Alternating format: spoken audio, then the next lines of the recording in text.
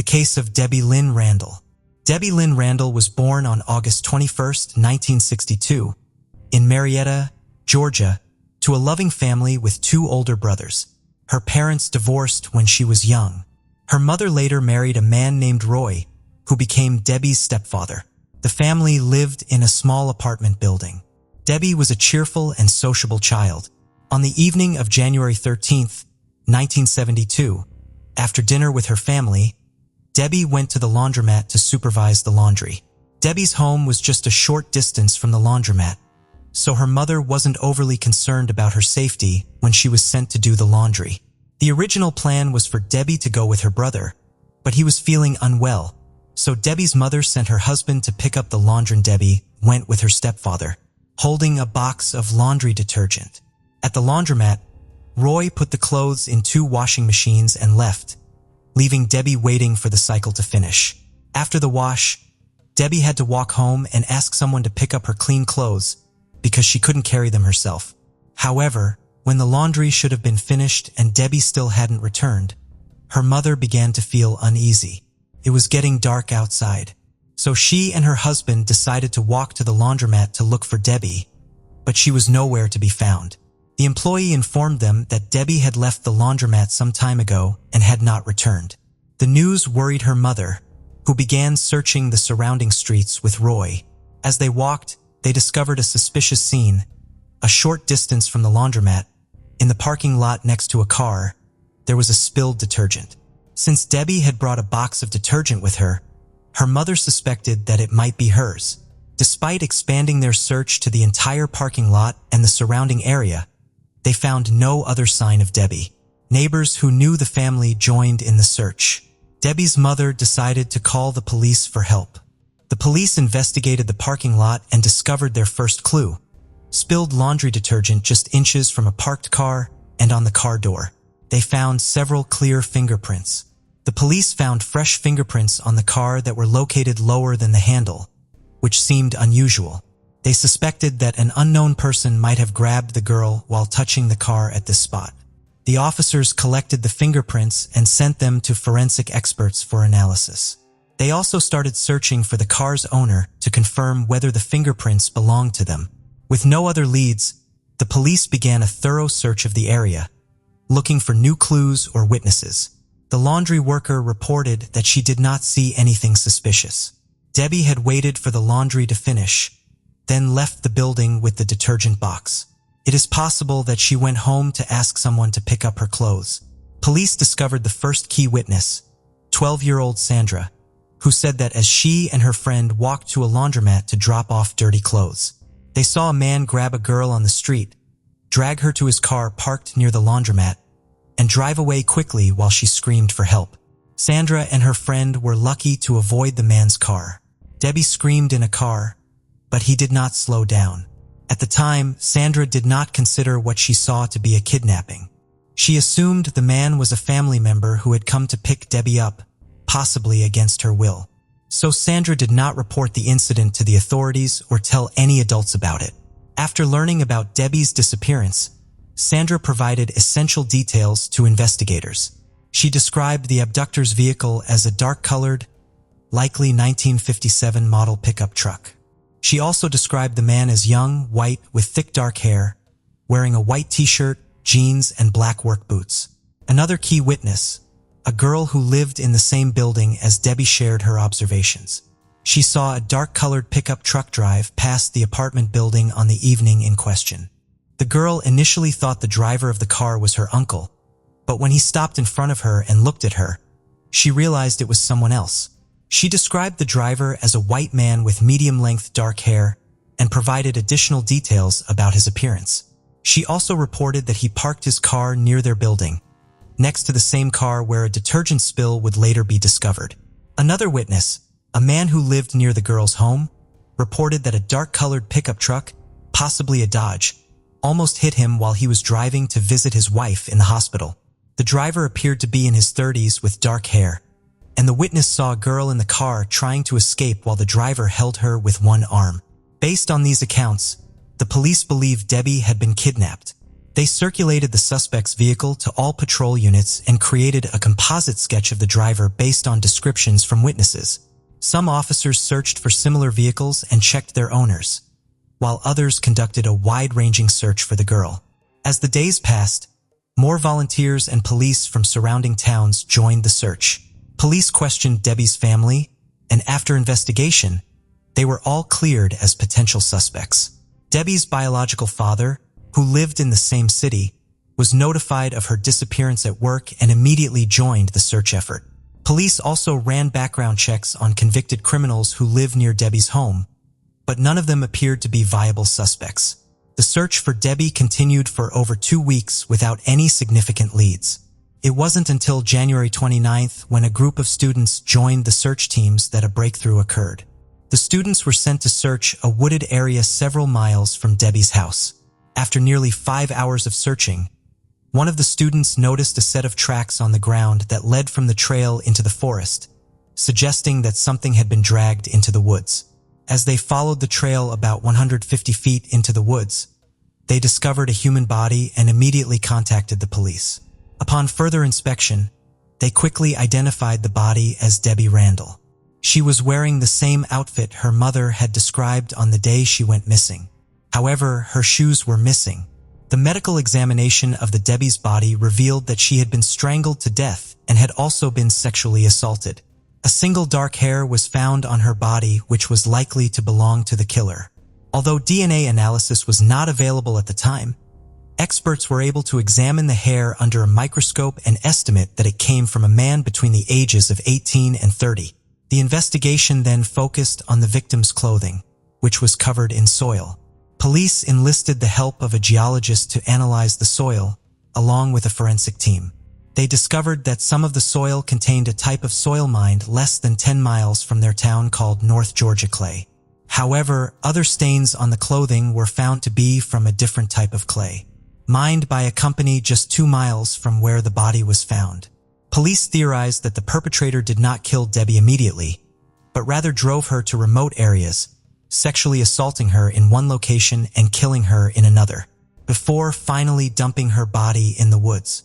Police believe the killer may have been hired by one of the nearby mining companies. After contacting these companies, the police searched the employees of both companies but did not find the suspect or the vehicle described by the victims. Furthermore, they found fingerprints near the abduction site.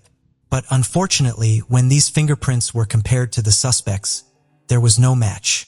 Debbie's death sent shockwaves through the city, with thousands attending her funeral. Police repeatedly ran into roadblocks in their search for clues. Police officer Morris Nix investigated many suspects and eventually narrowed the list down to 4 people. For Morris Nix, Debbie's murder remained a top priority throughout his career. The case took a breakthrough with the creation of the FBI's DNA database.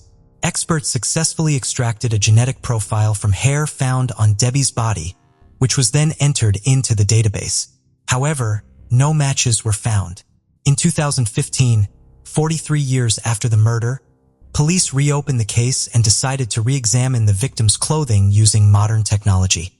The clothing had been stored in an evidence vault since the crime.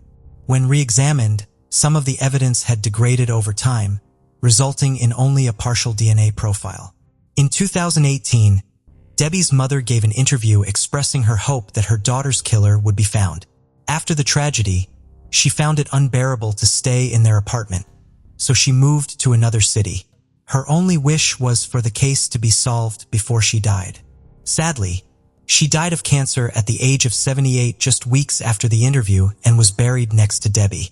In 2019, the local police department received additional funding, which allowed them to conduct a more thorough analysis of Debbie's clothing. This time, experts successfully extracted a full DNA sample, but unfortunately, the perpetrator's DNA was still not found in the FBI database. Debbie's father was interviewed and shared that he thought about his daughter every day for decades. Sadly, he passed away in 2022, shortly after the interview. Police turned their attention to the first piece of evidence they had, DNA. They partnered with a Florida company that specializes in an advanced DNA analysis technique called genomics. Police provided the company with all the biological samples they had collected over the years and waited for the results. Experts created a DNA profile of the suspect and began searching for his relatives in public genetic databases. After analyzing thousands of potential relatives of the killer, investigators narrowed their search to a family in Marietta. In 2023, police asked the family to provide a DNA sample, which they agreed to. Analysis showed that the killer was indeed a close relative of the family. Experts re-examined the family tree and quickly identified a man named William Rose. However, William Rose committed suicide in 1974, just 2 years after Debbie's murder.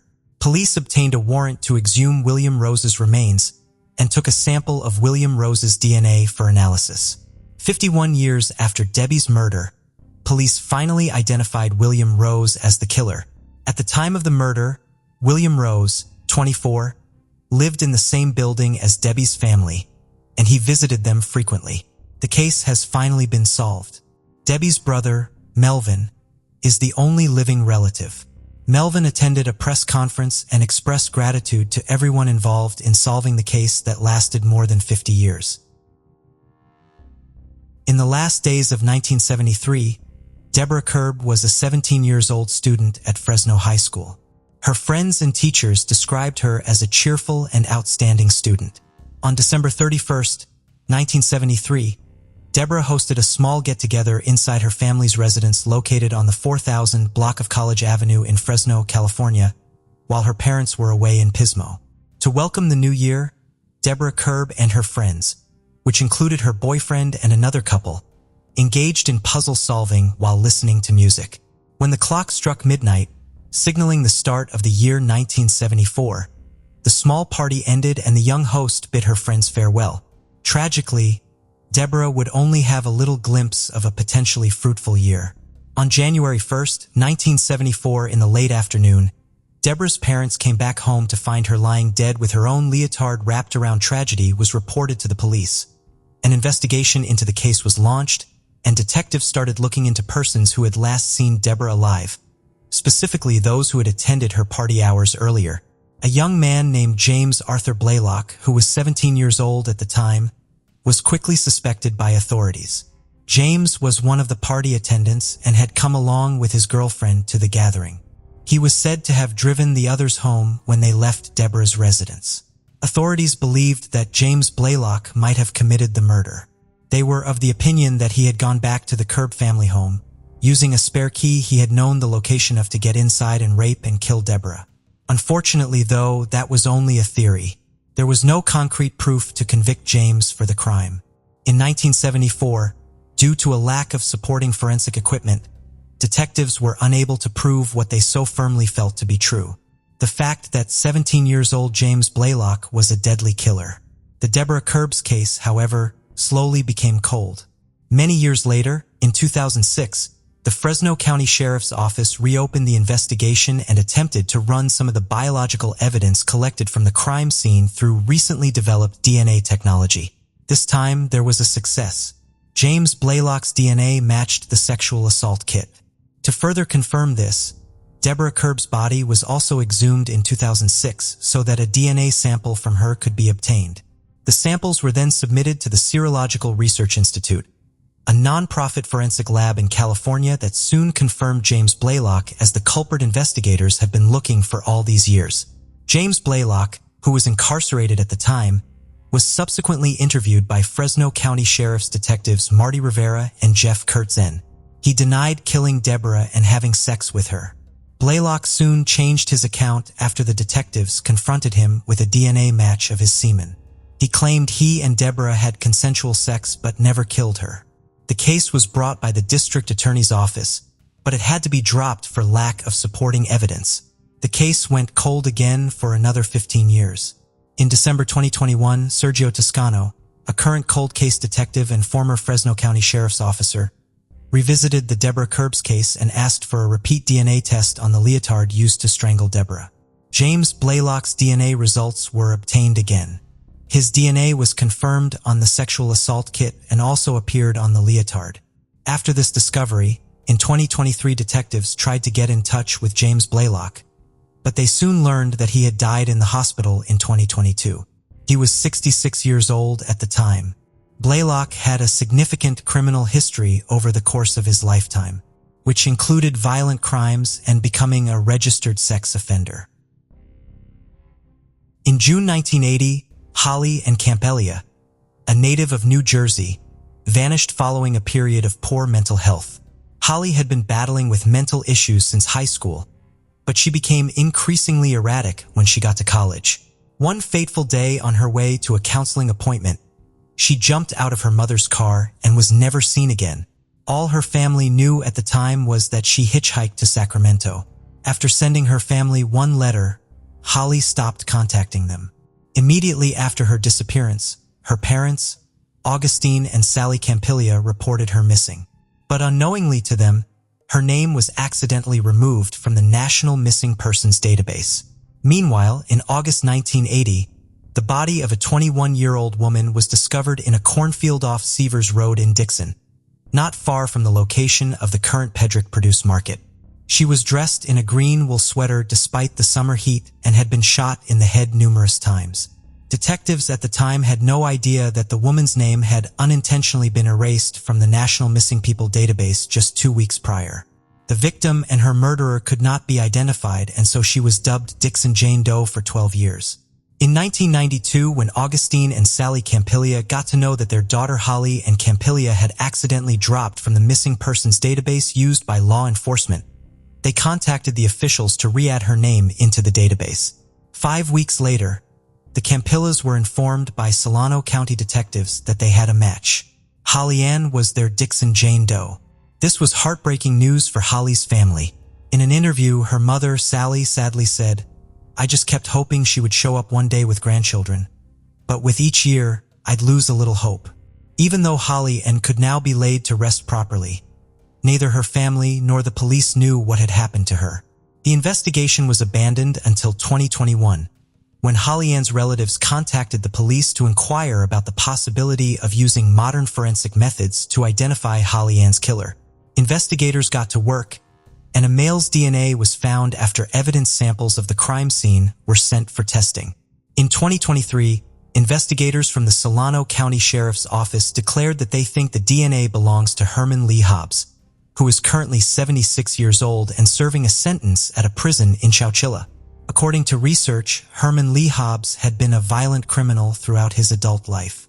In 1969, when he was 22 years old, he was accused of carrying out more than a dozen armed robberies across the Sacramento region. Hobbs admitted to being the serial robber and consented to plead guilty after leading police on a wild car chase. However, when it was time for his sentence, the 6'5" mechanic attempted to flee the courthouse and had to be tackled and subdued by a CHP officer. Herman Lee Hobbs' time behind bars for armed robbery was brief. He was back on the streets by 1975. He relocated to Rio Linda, a street away from Terry Pata, a 13-year-old junior high school student. One day in January 1975, Terry Pata was sent home from school early due to her having nausea and a headache. She, however, never made it home. 9 days later, her body was discovered nearby, placed inside a drain pipe. She had been raped and fatally stabbed. At the time, no suspect was ever found. Years of sexual assault by Herman Lee Hobbs weren't made public until 2000. He was convicted of raping a 15-year-old girl in Yuba County that year. When Hobbs was taken into prison, his niece and daughter came forward to express concerns that he might be responsible for the deaths of numerous children. This tip led investigators to Terry Pata's long-suppressed murder. When DNA from Terry Pata's crime scene was examined, it matched Hobbs.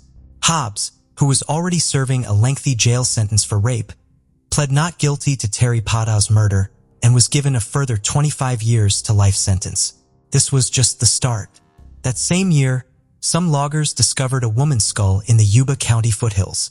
Through DNA testing, the remains were identified as 29-year-old Brenda and Tucker, who vanished from her house in the area of Oroville in 1994. Hobbs was known to Brenda Tucker's loved ones. In the 1990s, he had occasionally even stayed at their home. Hobbs was accused of killing Tucker, but a court eventually dropped the charges in 2002 owing to a lack of proof. In 2023, After his DNA was a match to the DNA at Holly and Campiglia's crime scene, Solano County investigators had Hobbs moved to the Justice Center Detention Facility in Fairfield. He is being charged with first-degree murder. According to the Solano County Sheriff's Office, investigators are collaborating with other organizations in Northern California to find any additional potential victims of Herman Lee Hobbs. The case of Cody Johnson.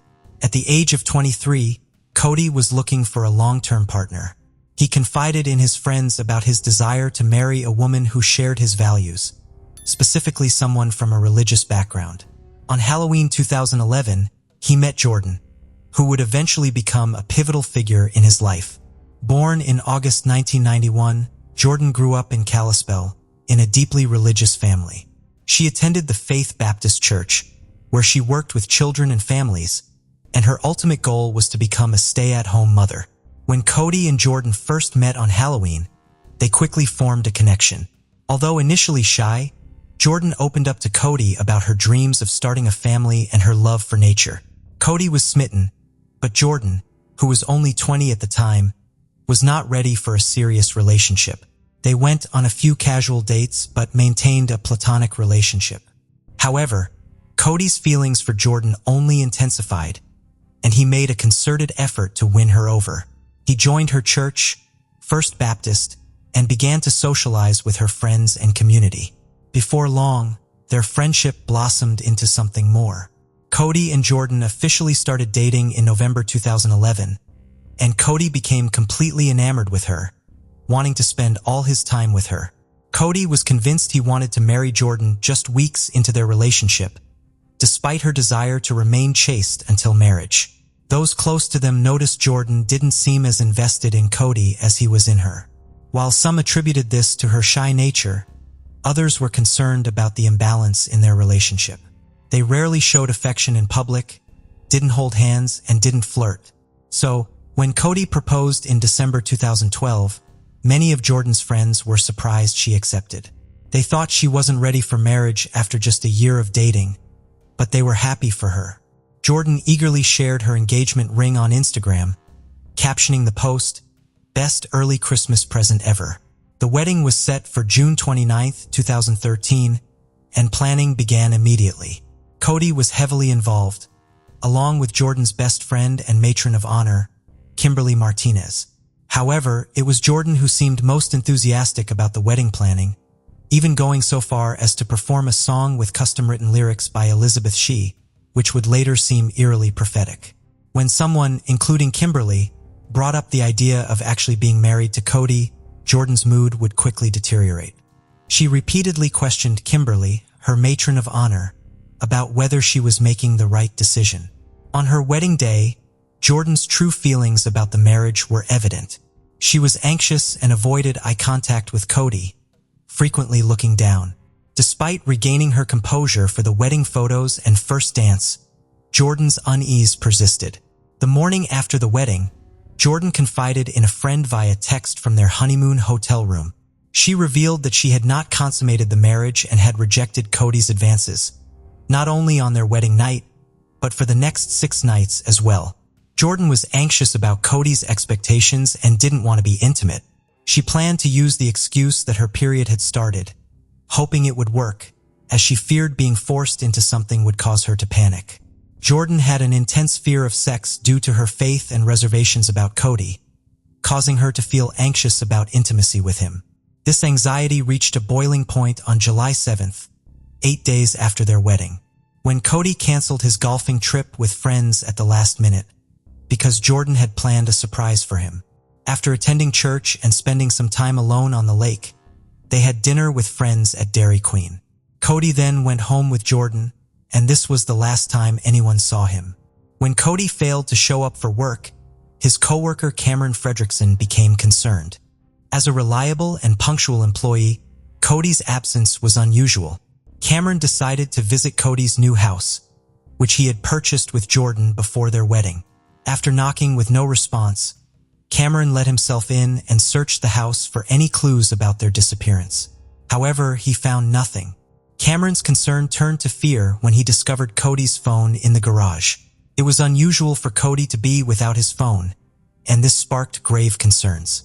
After making several calls, Cameron learned that no one had seen Cody since dinner at Dairy Queen at 8:30.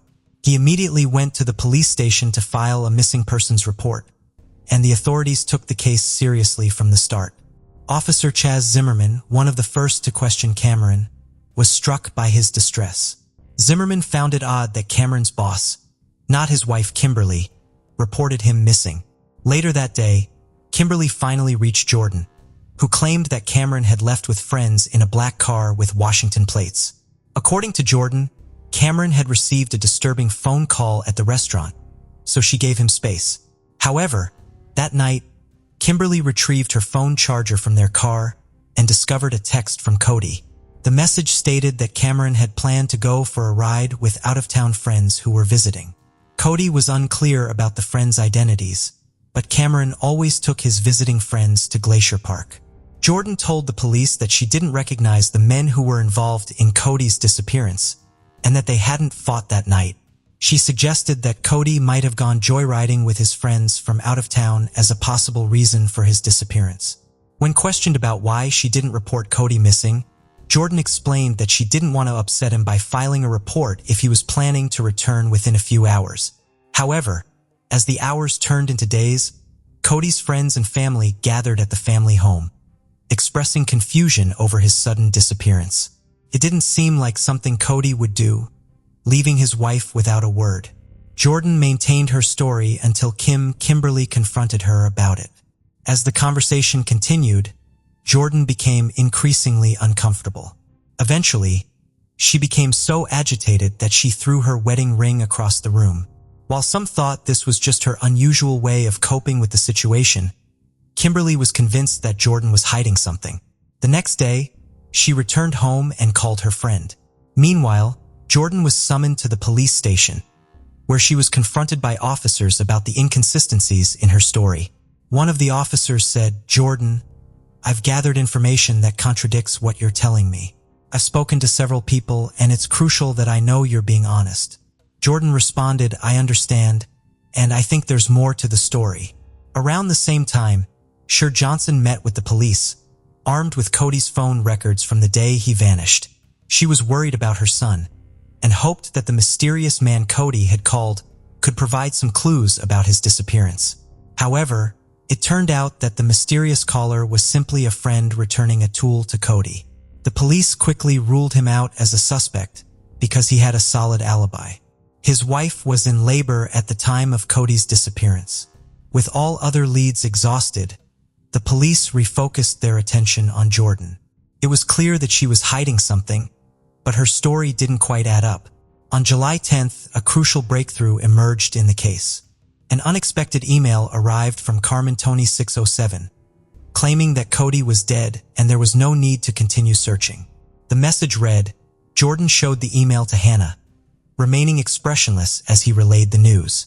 According to the email, Cody had supposedly died after falling off a cliff in Glacier National Park while with unknown companions. Hannah was devastated upon reading the message and urged Jordan to report it to the police immediately. Hannah recalled her reaction. Jordan didn't show any emotion, didn't even cry. She just handed me the email and I started shaking. I told her to go to the police, and she did, but I was rushing her, saying, "Go, move, what are you doing?" Detective Corey Clark was frustrated that the investigation was ongoing, and an anonymous email hadn't provided the closure they needed. In fact, the email seemed suspiciously convenient at providing the exact information they'd been searching for and advising them to call off the search. What bothered Clark more than the email's content was Jordan's reaction, or lack thereof. She seemed completely unfazed by the news, which implied her husband's death. Jordan's behavior became even more peculiar when she organized a trip to Glacier National Park with her friends and family to search for Cody. According to Hannah, Jordan was, despite finding nothing on the first day, they resumed their search on the second day, and it was then that Jordan suddenly claimed to have found Cody's body. Her announcement was met with skepticism. It's baffling that someone would do such a thing. This wall serves a purpose, after all. The autopsy revealed that the victim's head and arms suffered the most damage from the fall. Cody's loved ones were heartbroken over his death, but Jordan felt a sense of relief, according to Hannah. Now that a body had been found, the authorities would finally close the case. However, there was still a major issue. The police had no idea who man Tony 607 was. When Jordan was first questioned about the mysterious message, she directed the police to Tony Stalkup, a fellow car enthusiast and acquaintance of Cody's. Although Tony hadn't seen Cody in several months, he was so worried about him that he gave the police full access to his accounts. The police were unable to find the email address they were looking for, and Jordan and Cody's phone records did not provide much information. As a result, they had to contact Google to obtain the IP address associated with Carmen Tony 607. While waiting for this information, the police re-interviewed Cody's family and friends. During these interviews, Kimberly finally shared with the police Jordan's fragile mental state leading up to her marriage to Cody. She had expressed doubts and fears about marrying him, asking Kimberly multiple times if she should go through with the wedding. Jordan confided in Kimberly about her horror and fear of having sex with Cody, even regretting that Ed had married him and wishing she could undo everything. When Kimberly advised Jordan to be honest with Cody about her feelings, Jordan responded, "I should be happy, but I'm not. If I tell him, it's going to break his heart." 2 days before Cody's disappearance, Jordan typed a disturbing message. "He held me down the other night, and he was in my face." On July 7th, the police discovered another revealing exchange in which Jordan intended to talk to Cody, but was terrified of his reaction. Jordan went to her friend Kim's house later that day and recounted her conversation with Cody, which didn't go well. Cody became enraged, and she left to give him space, eventually spending the night at her step-parents' house. When the police learned about this, they became more suspicious of Jordan. Around the same time, they received information from Google that linked the email address Carmen Tony 67 to her stepfather's computer. Although a brief interview with each member of the Graham family suggested Jordan was behind the email, it wasn't conclusive evidence. However, cell phone records and security cameras painted a clearer picture. The records showed that Cody and Jordan's phones were in the vicinity of Glacier National Park on the night of Cody's disappearance. Security cameras even captured them entering the park at 9:17 p.m. Despite Jordan's initial denial of being with Cody that night, the evidence suggested otherwise. On July 18, 2013, the police brought Jordan in for questioning and presented her with the evidence. She broke down in tears and finally revealed her version of events from July 8th. According to Jordan, she confessed her marital doubts to Cody, leading to a massive argument. Jordan and her friend decided to take a trip to Glacier National Park and went to the Loop Trail. Jordan explained what happened next in her own words. If her friend hadn't intervened, Cody would have fallen face first down the hill. The detectives asked her, why did she turn around and push him? Jordan believed it was because her emotions were overwhelming at the time. She felt immense pressure, anger, and every other emotion all at once. The detectives were interested in her comment about a blindfold, as they suspected a connection to a stray scarf found near the crime scene. However, Jordan didn't provide any further information, and it was eventually proven to be unrelated. Jordan claimed that Cody's death was an accident, and that she didn't plan the assault in any way. Jordan explained that she hadn't planned to kill her husband, Cody.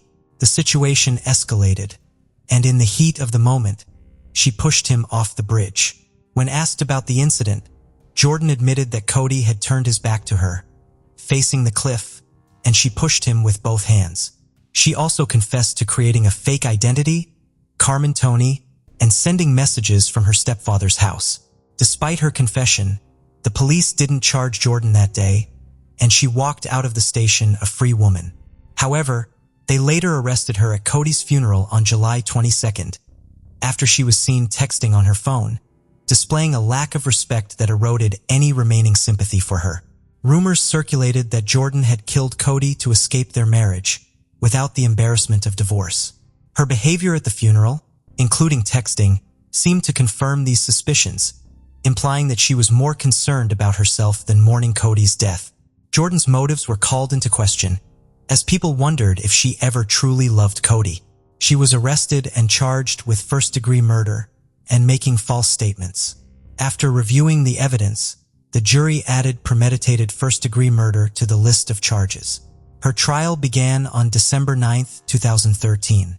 From the start, the prosecution aggressively challenged Jordan's story, raising doubts and inconsistencies. They questioned why she lied to Cody's friends and family and whether she was truly remorseful or innocent. The prosecution's questioning was relentless, and Jordan's situation looked increasingly dire. The testimonies from Cody's loved ones further damaged Jordan's case, portraying her as a heartless wife who murdered her husband to avoid intimacy. Her defense team attempted to argue self-defense, but it seemed unlikely to succeed. Faced with the possibility of a worse outcome, Jordan opted for a plea deal, accepting a 30-year prison sentence without parole in exchange for the prosecution dropping the first-degree murder charge. Before Jordan was sentenced, she tried to withdraw her guilty plea when she learned the prosecution intended to pursue a charge of premeditated first-degree murder, which carried a maximum 50-year sentence. The decision was up to District Judge Donald Malloy, who had to decide whether to accept her original plea or start a new trial. On December 13, 2013, Judge Malloy sentenced Jordan Lynn Graham to 30 years and 5 months in prison. Despite Jordan's attempt to reverse her plea, her case was not reopened or re-examined. The federal prosecution aimed to set a precedent with her case, sending a message that anyone who commits murder under federal jurisdiction will face swift and severe punishment. As a result, Jordan will not be released from prison until she is over 52 years old. In early hours of January 3, 1991, when the Seaside police arrived at Sabato Park, they discovered the body of Vicky Johnson, a 34-year-old mother of 3 lying on the sand on the playground. The police couldn't believe the sight before them. Vicky had suffered a very horrible death right in the park. She had been strangled and suffocated. Her upper torso, which held part of her clothing, was set on fire, and she had a significant amount of sand lodged down her throat, as if her head had been held in the sand. Vicky also had bite marks from the attacker all over her body, and her clothes were torn. Her murder was so brutal that it left the community of Seaside in shock for many years. Due to the crack epidemic and the high crime rate at the time, Seaside was known as a violent community. That reputation was only strengthened by Vicky Johnson's brutal murder. Her case remained cold for almost 4 decades after investigators exhausted all possible leads. In 2021, Vicky's case was reopened by the Monterey County District Attorney's Office when the Cold Case Task Force was launched. After providing additional evidence to the California Department of Justice for DNA testing, investigators were able to identify a suspect in connection with the murder after 2 years of thorough testing. Thanks to the DNA sample taken from Vicky's fingernails, authorities were able to identify her killer as Frank Lewis McClure after entering the DNA into Cody's. Apparently, McClure left significant DNA underneath Vicky's fingernails while she struggled and fought vigorously for her life. Frank Lewis McClure, who had lived all his life in Seaside, had a long list of crimes in his history book. His criminal history dates back to 1990 and includes assault, causing serious bodily harm, and resisting law enforcement. McClure broke the terms of his probation in 1994 by engaging in domestic violence and an assault with a deadly weapon. He received a 4-year prison term afterwards.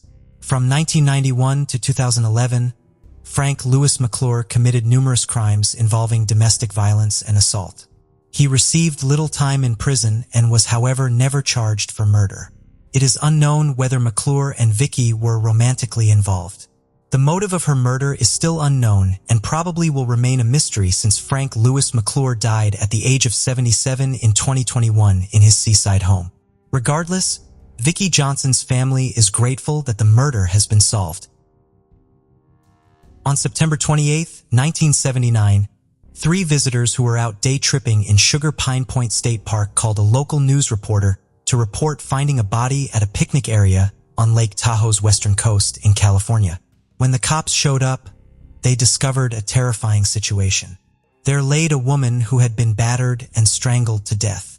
A lost shoe and numerous indications of prior battles suggested the woman had been pursued across the campground before her assailant caught up with her. Detectives assumed that she was most likely a solo traveler because there was no indication of her car or of any other possessions that would have served as identification. Despite the collection of forensic evidence, including a sexual assault kit from the crime scene, the case gradually became cold since neither the murder victim nor her possible killer could be identified.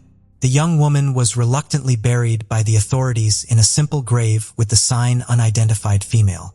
Many years later, in 2015, the El Dorado County Cold Case Homicide Unit made the decision to re-examine the long-dead Jane Doe and provided local Jewish newspapers with images of a particular religious jewelry she had been wearing when she was discovered. This appeared to have been a great move because the daughter of the victim reached out to the police after she recognized the jewelry. A DNA test was conducted and the victim was identified as Patricia Carneahan through a DNA match to her now 61-years-old daughter. Patricia Carneahan was 35 years old when she vanished while traveling throughout California in a red Volkswagen minibus in September 1979. Earlier that month, she had let her family know she was returning home. But after a month of not returning, Patricia's family in Virginia had reported her missing. Even though her Volkswagen was later found abandoned at a car dealership in Venice, California at the time, there were still no leads as to Patricia Carneahan's whereabouts. After her identity has been verified, authorities returned Patricia Carneahan's body to her family for a proper burial. Investigators were now left with catching Patricia's killer. After investigators tested the DNA on a discarded beer bottle that was discovered near where Patricia Carneahan was found, it matched the male DNA found on her body during autopsy. The 3 men who reported finding a body in 1979 were then tested for a DNA match, but they were immediately excluded as their DNA didn't match the one at the crime scene. Investigators uploaded the DNA profile of the suspect into Cody's, but there was no match at the time. In 2022, in order to deal with the state's backlog of testing rape kits, the Washington State Attorney General's office launched the Sexual Assault Kit Initiative Project. Since 1981, the Spokane Police Department has maintained over 1,500 untested kits on hand, some of which were used in a rape investigation involving a man named Harold Carpenter. 1994. A homeless Spokane lady alleged that Harold Carpenter had physically and sexually abused her in April 1994. At the time, Carpenter was arrested and placed into the Spokane County Jail on a charge of second-degree rape. The case was, however, suspended after it was determined to be unprovable, and no official charges were ever filed. The rape kit was nevertheless saved as evidence. After the rape victim's kit was turned in for DNA testing in August 2022, a forensic scientist with the Washington State Patrol Crime Lab notified Spokane Police Department detectives in early February 2023 that the DNA from the 1994 rape kit is connected not only to the DNA in Cody's, but also to the 1979 murder of Patricia Carneahan in El Dorado County, which was a cold case at the time.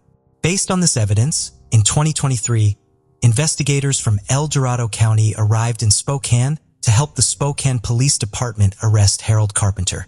After his arrest, investigators soon learned that Carpenter had been involved in a handful of misdemeanors over the years, ranging from burglary, sexual assaults, disturbing the peace, possession of drugs, reckless driving, driving under the influence, among many others. However, he was never suspected of killing Patricia Carneahan. He either got away with his crimes or served a minimum time behind bars. Carpenter made his first court appearance in Spokane in March 2023. He remains jailed in lieu of $1 million bail. Kelly Clayton had everything going for her. First of all, she was quite smart and bright since high school. She was a role model for other students, active in school, excelled in tests, and passed exams just as well. At the same time, outwardly, she never looked like a girl who spent days and nights sitting over textbooks, cramming lessons, and writing out something from additional literature. No, on the contrary, her looks were considered model-like, and if her grades had left much to be desired, she could have built a modeling career. She could have, but she didn't. After high school, she went to Teacher Training University to become a chemistry teacher, the insane pride of her parents, but only for the first few years of university. It is not known what turning point happened to her then, but one day, Kelly took her documents from the institution and, calling her parents, said that she no longer wanted to study, that she was too young to spend the rest of her life checking notebooks and raising ungrateful children. If she wants to, she will definitely return to her educational endeavors. In the meantime, she wants to travel and live life to her heart's content. Not the best idea, according to her parents, who were so upset that they didn't communicate with their daughter for 6 months. But perhaps if it wasn't for this desperate act, Kelly would never have met Tom Clayton. They met at a party of mutual friends, and the young man really liked the girl. Firstly, he, from the first minutes of acquaintance, began to court Kelly and show signs of attention, and secondly, Tom had a beautiful appearance and athletic physique, and all because the guy was a hockey star. For 4 consecutive seasons, he played for the semi-professional Team Jackals, and in it, he was considered a strong man, a player who was able to break the opponent's ribs only if he did not approach the gate. But only a sports career, and especially built on strength and aggression, will someday fail, and Tom had to put the stick in the far corner and enjoy hockey only from the stands or from the couch, watching his favorite team on the TV screen. The couple had to move on with their lives, and first they returned to New York, where they got married, then moved to North Carolina, and then moved to the tiny town of Cato, numbering only a few thousand people. There, Tom franchised a company to rebuild houses after fires or disasters and worked in a related profession for a friend's company. As for Kelly, after dropping out of university, she worked as a waitress, only changing places, and now she had 2 children. However, Tom was earning well enough, and Kelly could quit her job at any time and take care of her beautiful daughters, but she still believed that extra money would never be superfluous. Besides, she could use it to buy toys for her children and spoil them in every possible way. On September 28, 2015, Tom, as usual, went to play poker with his friends the Millers. He never took his wife to such events. Playing for money implied certain skills and experience in the game. Besides, someone had to stay at home with the children, and a family trip would have turned such gatherings into a noisy buffoonery and would not have brought any pleasure from gambling. That evening, Tom was not lucky in the game, but he did not get up from the table, but on the contrary tried to win back and offered anyone who wanted to stay to play until morning, but no one supported him and he went home. At home, however, a terrible picture opened before him. His beloved wife was lying in her own pool of blood, badly beaten and, at first glance, was not breathing. Tom panicked and ran through the rooms looking for his children and, luckily, they were fine but very frightened. He grabbed his daughters and headed to his neighbor Derek's house, trying to make sure the children didn't see their mother's mutilated body, and already from the neighbor's house, he dialed the police number. The officer who arrived on the scene found Tom sitting on his knees in front of his wife's body, trying to give her artificial respiration. Only the EMTs were able to pull the man away, who voiced the terrible and unpleasant information. Kelly had been dead for a long time, and neither they nor he could do anything to help her. All 2 floors of the house were drenched in blood. A major mess was in the bedroom. Apparently, there had been a struggle between Kelly and the perpetrator who had committed his atrocity, despite the fact that there were children in the house at the time. Kelly was pushed down the stairs, evidenced by the knocked-down banister, and beaten on the head with a blunt object until they were sure she was dead. There were no hints of knife or gunshot wounds. The policeman who filmed the crime scene noted to himself that Tom was shocked by what had happened and seemed lost in space. He walked from one corner of the room to another, entered the room for a split second, and immediately left it. And he could not tell the policeman where the children's room was, or where the emergency exit from the house was. But when asked where Tom himself was at the time of the murder, he answered calmly that he had been at a friend's house all evening, where they were playing poker. Then the policeman, who did not get any clear information from Tom, went to the neighbors to ask some questions of the children. Tom's eldest daughter, Charlie, referred to the perpetrator as a robber. According to the words of the eldest daughter, she and her sister were almost asleep, but they heard their mother start screaming loudly from the next room, "Charlie, run! Run away from here!" And then the whole place shook like an earthquake. The girls, after listening to their mother, cautiously went out of their room, but saw the criminal leaning over their mother and beating her with what appeared to them to be a hammer. The girls ran back into the nursery, closed the door with a small nightstand, and hid under the bed. It was a good thing the criminal wasn't looking for them, because that nightstand, as the policeman pointed out, was so small that it would hardly have apprehended a burglar. Say, what did this burglar look like? Well, he was a big one, like a bear. That big? Wow. What was he wearing? Blue jeans and a black shirt.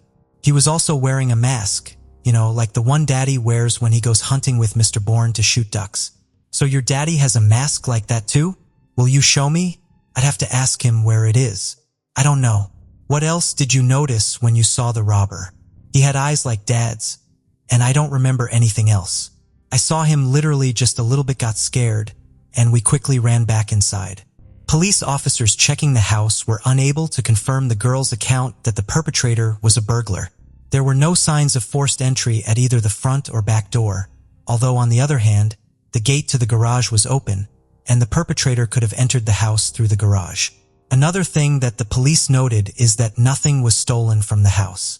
Jewelry was left untouched lying in a jewelry box, and the safe where Tom kept the cash was not even touched. The doors of the cabinets in the house were also all closed. Usually, burglars check every little cabinet, every shelf, but here the whole mess was the aftermath of a fight. Experienced officers, it would seem, understood everything at once. Tom pretends to be a heartbroken husband, and it was he who killed his beloved wife and the mother of his children in order to further receive insurance payments. If Kelly's life was insured and husbands' murderers developing a crime plan always ensure the life of their wives, then in case of her death, he could get up to $1 million. All that's needed is to gather evidence and the case will be solved, especially since even her own daughter said that the mask on the robber was like her father's and eyes like her father. However, the police did not find the hunting mask in the house.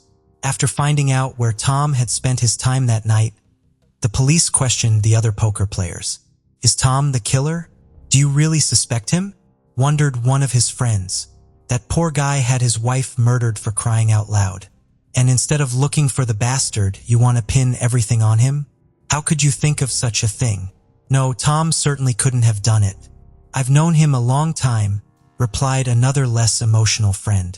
He worked 2 jobs around the clock because he loved both Kelly and his kids. There's just no way that could happen. Plus, he was with us all night. We played poker, and even when everyone was tired, he kept insisting on continuing to play. Tom really was suspicious that evening, said his acquaintance Laura. During a break in the game, he took me into the next room and asked me to give him my phone to call his wife. He supposedly forgot his phone in the car and didn't want to go get it. I was first surprised that the car was 10 meters away from the house, go to it and get the phone, but still gave him a call. He stepped back to make the call outside. I didn't hear who or what he was talking to, but when I decided to check the outgoing calls, there were no numbers in the call history, so he just deleted the call. Wouldn't you agree that's odd? I told my husband about it, and he was as surprised as I was. My husband was sitting at the playing table next to Tom and noticed that Tom was not watching the process of dealing cards or watching the people around him, which is very important in poker, but was sitting with his head bowed over the surface of the table where the cards were hiding the screen of his phone. He had his phone on him. Why had he tricked me then? Where was he calling? Who couldn't he call from his phone? After Laura's testimony, the police once again questioned Charlie, Tom's daughter, and the girl repeated what she had told the policeman the first time. The robber looked a lot like her father. The next testimony was given by the niece of the murdered already after Tom was behind bars. I didn't tell Aunt Kelly. I just didn't want to upset her. She was very fond of Tom. She literally loved him. And besides, she has 2 children by him. They are my sisters.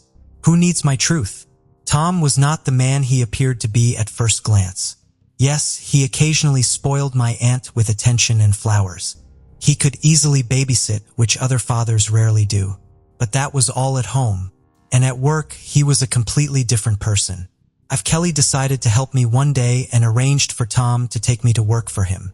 She was too young to be on her own, so she understood me as well as anyone and wanted the best for me. I worked for Tom all last summer doing correspondence registration and document management. I didn't know him well before that, so at first we had a strictly working relationship. Then he got drunk somewhere and came to the office in that state. There was no one there but me and him. And for some reason, he started to tell me that his family was fictitious. He loves his daughters very much, but he doesn't care about his wife, and he hasn't had any feelings for her for a long time. He's even had a few affairs on the side during their marriage and even considered leaving Aunt Kelly. But he didn't simply because he was afraid that a divorce might leave him without a house and without money. Looking ahead, it is important to note that some of the interviewed female participants of that evening's poker game confirmed the words of Kelly's niece, that Tom was not such a faithful husband and had a sexual relationship with two women who were also playing poker that night. In addition to the information about Tom's promiscuous life, Kelly's 16-year-old niece also told about another employee of Tom's firm, Michael Beard. Michael was doing repair work on houses after the fire, and he was doing a good job. But there was one moment in those houses where Bird worked, constantly missing things. And if the first few times Tom did not believe his customers, referring to the fact that during the fire, the owners could lose something. Then when the accusations of theft began to be repeated for the third and fourth time, there was no doubt. Michael Bird not only restores the floor and walls, but also steals. Plus, in addition to stealing, there were complaints that Michael was allowing himself to come to work drunk. I was in the office when Michael's stealing came to light. Tom could yell at his employee and kick him out on the street. He was upset with his subordinate's behavior like that. He kept asking him, "How could you? Or haven't you thought about your family? Where are you going to work now?" After the incident, Tom fired Bird, but still called companies he knew and offered them to hire his former employee. Tom recommended Michael, and when all his options were exhausted, Tom took Bird in to help with the household, cutting the grass, watering the plants, doing minor repairs around the house. The detective called Michael Beard in for questioning. He said he only stole because he and his family needed the money. Tom was very good to me, defended me to the end. But I know it was my own fault. He has a very good wife. She fed me when I worked for them, even though she really shouldn't have. She also gave my children clothes that her daughters had grown out of. I am very grateful for all they have done for me. I feel so bad for Kelly. When I heard about her death, I couldn't believe my ears. I felt so bad. I even went to church and prayed for her to go to the best of all worlds. The police did not find anything strange in Michael's story and let him go. But the interrogation of his wife, Mrs. Bird, made the police doubt his words. According to his wife Holly, Tom offered Michael some work, which he did not say. And for this work, he promised to pay him $10,000. Now, that was interesting. Michael was called back to the station and had a lie detector hooked up to him. All questions were failed. Bird was lying and therefore failed the test. Realizing he couldn't get away with it, he began to testify. Indeed, Tom promised Bird $10,000 if Michael, on the day when Tom will play poker, sneak into his house, kill his wife and set a fire in his house. The plan was to strangle Kelly and then make it look like she just burned to death in an accidental fire. Plus, the family home was insured for a very large sum of money. As the police checked, it was true. Kelly's home and life were insured at the highest rate. 2 cans of gasoline were waiting for Michael in the garage through which the house was to be entered. Everything was fine here. Bird entered the house when everyone was already asleep. He quietly began to climb the stairs and reach the bedroom where Kelly was supposed to be sleeping. But the young woman was either awake or awakened by the sound of the open door. And when she saw a strange man in the doorway, she began to scream in fright. Michael was just as frightened and pounced on Kelly, trying to close his huge hands around her neck. But it wasn't that easy. Kelly began to fight back. "I had no idea that a seemingly fragile Kelly had so much strength in her," says Michael. A heck of a fight ensued, which spilled over from the second-floor bedroom to the first-floor kitchen. Michael, because of the shock and panic, could not concentrate on the fight, but only waved his arms in all directions or just grabbed Kelly's clothes while Kelly, defending her life, aimed very accurately at Michael's face. And if the police had come to Bird earlier, they would have seen the marks from the beatings on him. But everything turned out as it did. After a long struggle, Michael hit Kelly's head against the wall with all his might. She fell and for a while couldn't find the strength to get up. Michael took out a hammer and began hitting the young woman's head with it until she stopped showing signs of life. Michael, maddened by what had happened, just ran out of the house, even forgetting that Tom asked him not only to kill Kelly, but also to set the house on fire to cover up the crime. Michael had an accomplice, Mark Blanford, who in fact served only as a driver. The day before it happened, I got a call from Michael. I had worked with him on a construction site for a long time, and I had stayed with him for a couple weeks last year, so I knew him well. I knew Michael was into petty theft, so when he called me and asked me to drive while he broke into someone's house, I wasn't surprised. I wanted to turn him down, but he offered me $500. I thought long and hard at first, but he talked me into it. He said he just wanted to rob a businessman and he needed help to get out of there before the cops got there. He said he'd help with the car. I gave in to his entreaties, but on the condition that I park somewhere far away from the house, he agreed. That evening, I waited for him in that car in a dark alley, and he came back quickly enough, breathing heavily and telling me to move as fast as possible. He didn't have any bag or sack on him, which didn't look much like a robbery. I didn't ask him any questions along the way, simply because I didn't want to know anything. I just wanted my $500, which, by the way, I didn't end up getting. On the way out, he asked me to stop at a bridge over a creek a couple blocks south of here. I stopped there. He hastily stripped off his outer garments and threw them off the bridge. If you need to be shown the place, I'll show you. Indeed, police officers who arrived on the scene at Mark's behest found parts of Michael's outer clothing near the creek, as well as the hammer used to kill Kelly. Michael, already in custody on suspicion of first-degree murder, began to change his testimony. According to him, he was indeed hired by Tom, indeed for $10,000, but only to commit arson at the house and nothing more.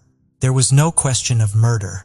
When he went into the house, however, Kelly was already dead. And who killed her? The detective asked. I think it was Tom. He offered me money for murder and arson from the beginning, but I refused the first offer.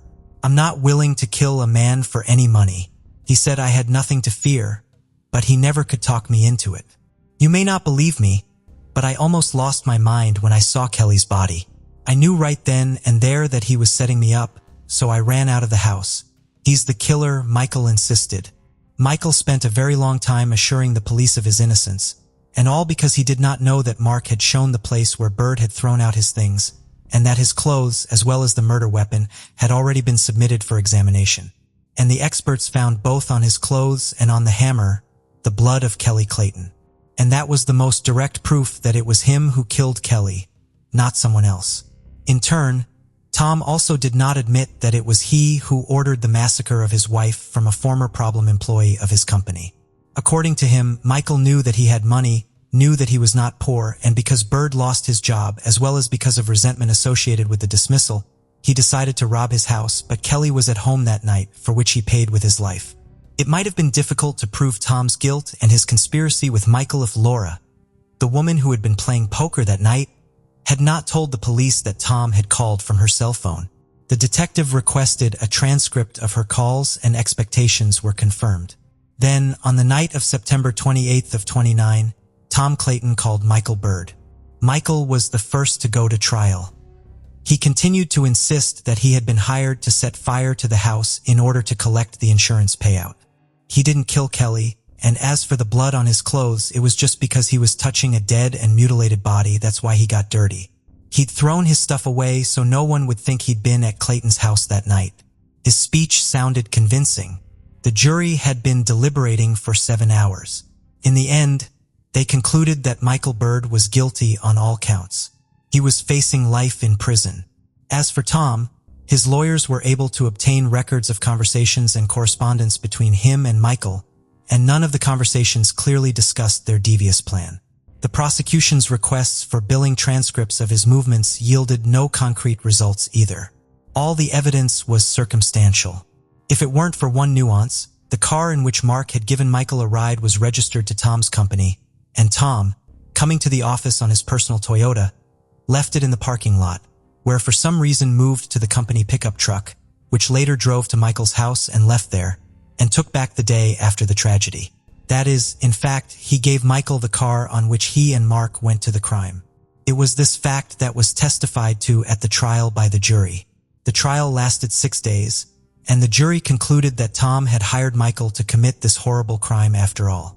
Michael, in turn, filed an appeal. In his defense, He used the words of little Charlie, who said that the eyes in the slit of the mask belonged to her father. However, the court rejected the appeal because the description of the clothes matched the one found under the bridge. As a result, Tom Clayton and Michael Beard received life sentences. As for Mark, he was charged with manslaughter, for which he received 4 years in prison. Tom and Kelly's children were given custody to Kelly's sister Kim. After some time, Charlie has moved on from the tragedy. She occasionally remembers her mom, but absolutely won't talk about her father, who she will never see again. On July 17, 1968, 13-year-old Jackie Hart from Bergen County, New Jersey was walking home after band practice at her school. Practice finished at 9 p.m. At midnight, she still wasn't home yet and her mother called the police. The next morning, her body was found in a wooded sliver along Gothell Creek. She was punched in the face and strangled with her flag sling.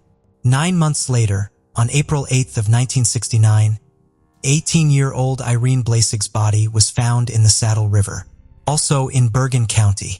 She too was strangled. On July 14, 1969, Denise Velasca, 15 years old, left her home to meet a friend. She never made it to her friend and her body was found outside the Saddlebrook Cemetery. Denise was also strangled.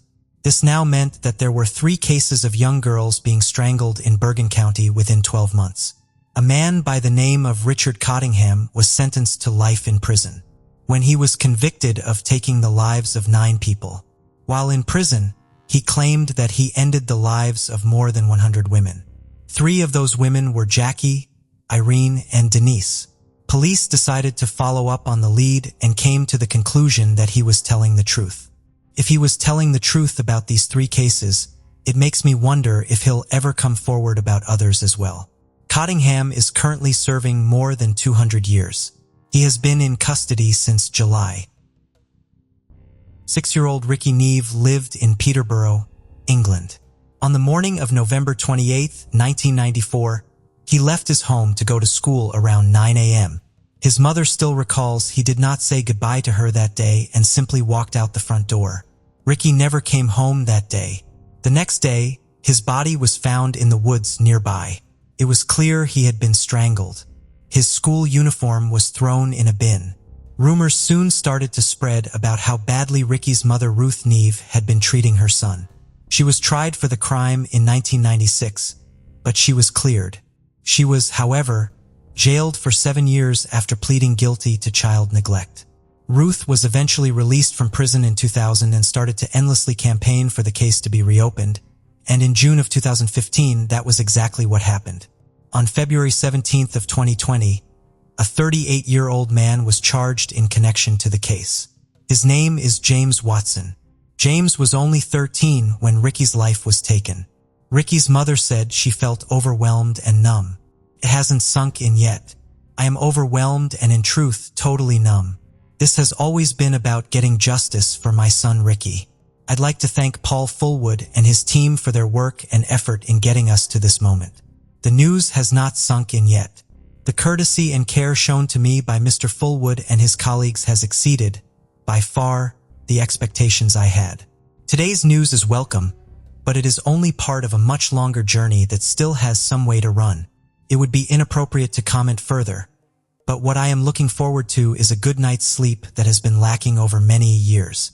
Camperchair Assistant Chief Constable Paul Fullwood, who led the high-profile investigation, said, "The cold case review of who took Ricky's life was undertaken by the Bedfordshire, Cambridgeshire, and Herefordshire Major Crime Unit in 2014.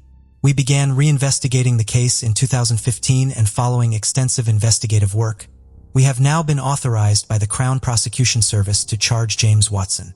During the trial in 2022, we learned that James Watson's DNA matched DNA found on Ricky's clothing. The jury reached a guilty verdict in April 2022. We don't know why Watson did what he did." When Ronald Vinci, a millionaire, first encountered Catherine Pileggi, a flight attendant, he felt an immediate sense of love. Little did he know their chance meeting in the skies would ultimately shape their future. Born on August 16, 1940, in Fort Lauderdale, Florida, Ronald Vinci displayed an entrepreneurial spirit from an early age. In his 20s, he started his first business venture by renting a space on the Pacific Coast in San Diego to sell Honda motorcycles. Over time, his small shop grew into one of California's largest Honda dealerships. Ron's success didn't stop there. He opened several more car dealerships, steadily increasing his earnings. Those who worked for Vinci often described him as resolute and strong-willed, as well as a demanding employer. Ronald Vinci's personal life included a previous marriage to together. They had a son named Kerry. However, their marriage ended in divorce after several years. Following his divorce, Ron indulged in a lavish lifestyle and spent his wealth on extravagant toys. He developed a passion for collecting airplanes and helicopters, even acquiring a large hangar to house his collection. Ronald resided in a spacious house located in Rancho Santa Fe, California. He went to great lengths to obtain permission from the county commission to construct a helicopter pad on his property, despite objections from neighbors. This allowed him to commute conveniently by helicopter directly from home.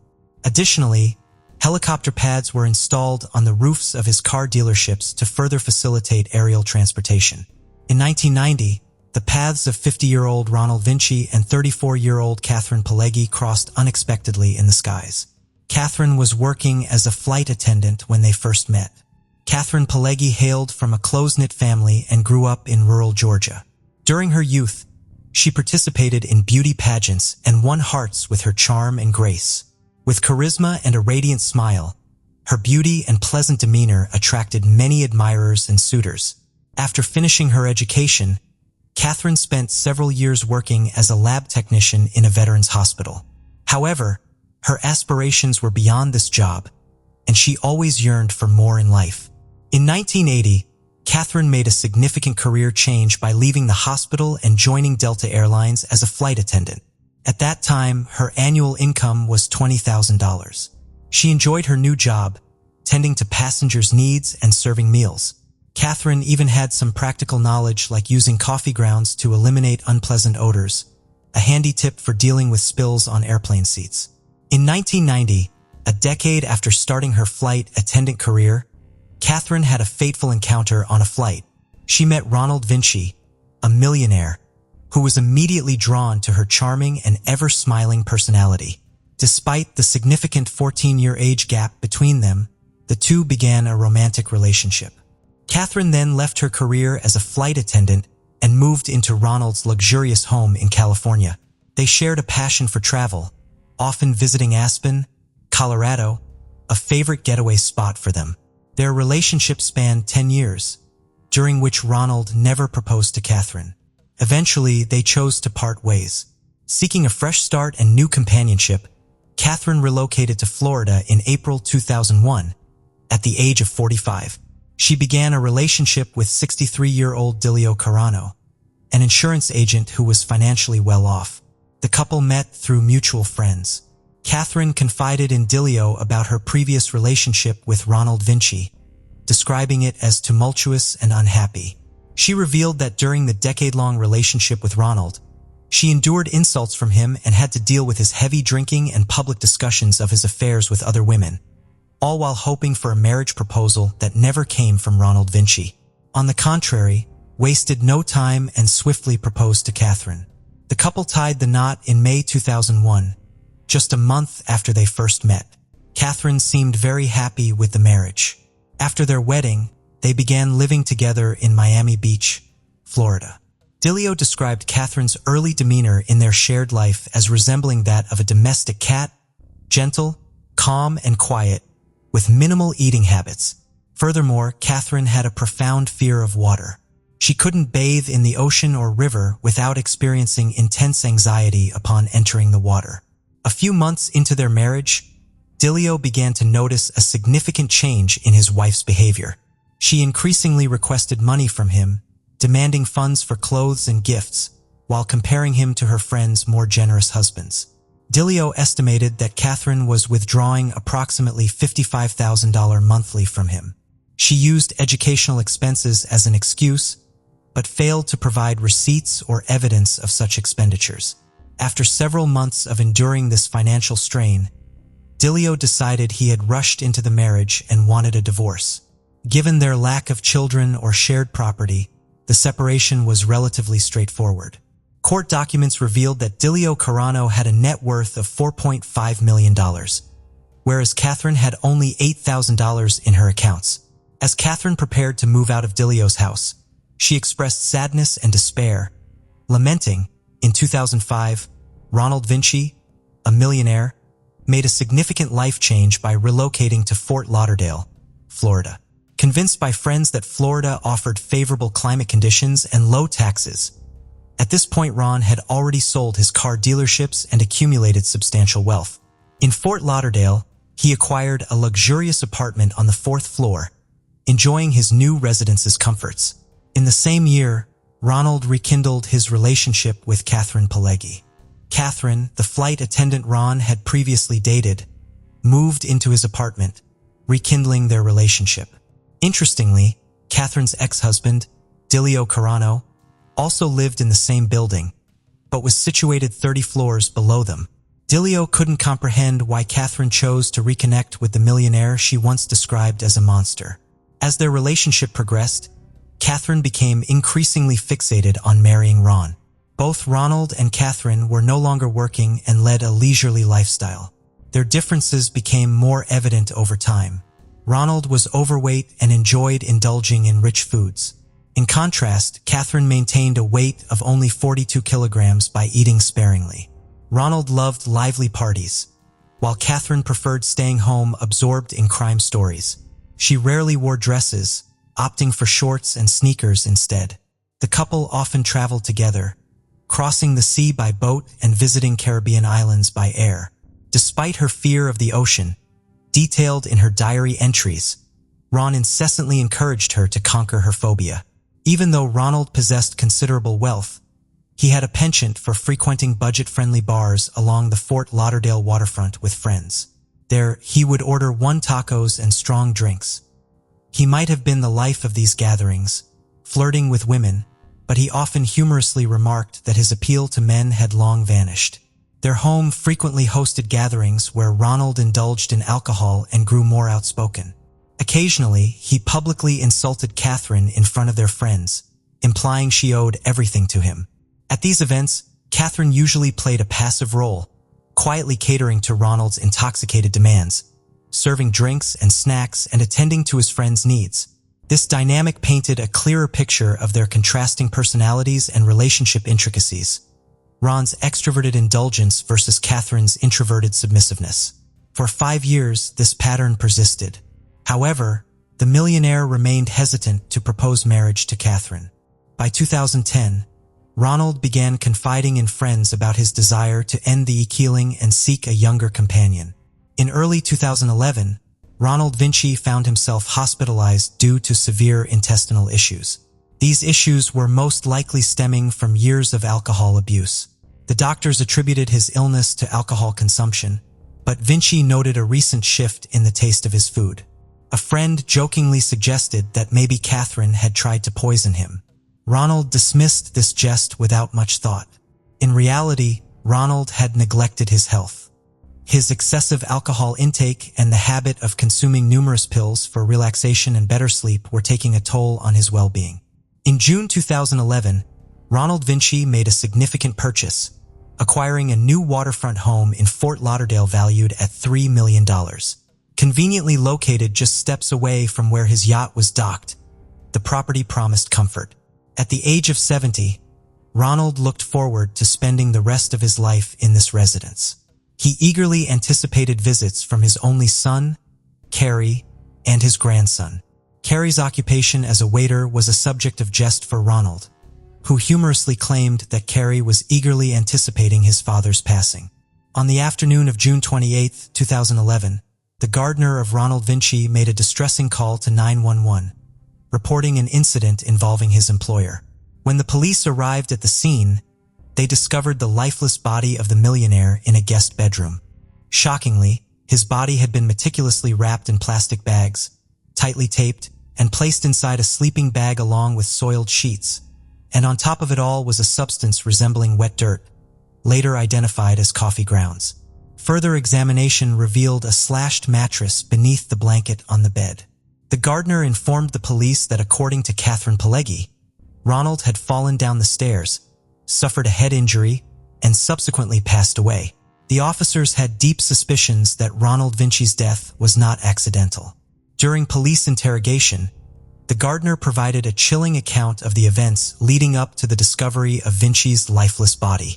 According to his testimony, Catherine Pileggi had called him late at night, urgently requesting his presence at Vinci's residence.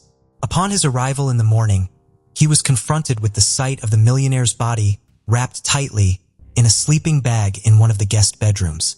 Catherine, distressed and tearful, implored the gardener to assist her in burying Ron. She revealed that Vinci had expressed a lifelong wish to be laid to rest in the ocean after his demise. To carry out this plan, she had purchased a blue container intended to hold Vinci's body, with the intention of taking it out to sea using the millionaire's yacht. By the time the gardener alerted authorities, Catherine had already brought this container home and placed it in the garage. Upon conducting a thorough examination, the medical examiner made gruesome findings. Ronald Vinci, aged 70, had sustained 9 stab wounds to his chest and neck. He bore marks consistent with hammer blows on his head and had ultimately met his demise from a gunshot wound to the head. On June 27th evening, Ronald Vinci's friends visited his house. Catherine prepared the meal and Ron provided drinks during their gathering. During dinner, Ron mentioned that his passport and one of his pistols were missing. He also complained that the food tasted unusually bitter. Unexpectedly, Ron, who was known for staying up late, said he wasn't feeling well and went to bed as early as 7:30 p.m., an unusual time for him. His friends eventually found this early bedtime odd and left his house afterward. Catherine Pileggi, aged 54, was brought in for questioning a few hours later, where she provided a detailed confession. She recounted events around 1 a.m., shedding light on what transpired that fateful night. On June 28th, a drunk Ronald Vinci woke up and began verbally insulting Catherine. The situation escalated as he chased her down the stairs, stumbled and fell, hitting his head severely. Catherine claimed she helped him up and guided him to a guest bedroom on the first floor. Afterward, she cleaned the bloodstains on the stairs. A few hours later, she entered the guest bedroom to check on Ron, finding him asleep with a loaded gun on the nightstand. Fearing that Vinci intended to kill her, Catherine acted out of fear and desperation. She grabbed the gun and fatally shot him in the head. During interrogation, Catherine admitted she was very scared and angrier than she had ever been before, feeling like her soul had left her body. After the shooting, she inflicted numerous additional wounds on Ron, using a knife and a hammer. Catherine then wrapped his body in a bag and attempted to conceal the evidence by calling the gardener when she realized she couldn't dispose of the body alone. Surveillance camera photos showed Catherine purchasing a large blue container at a hardware store after the murder. This container was intended to be used for disposing of Ronald's body in the ocean. Authorities discovered a gun matching the one used to shoot Ronald in Catherine's car with her fingerprints on it. Her Bentley also contained incriminating items such as a knife, cut-up pieces of a mattress, clothing, and rubber gloves, all stained with Ronald's blood. Consequently, Catherine faced a charge of first-degree murder and was subsequently arrested and detained. Further investigations revealed that just a month before the murder in May, Catherine had been involved in a legal dispute, wherein her sister accused her of borrowing money but refusing to repay it.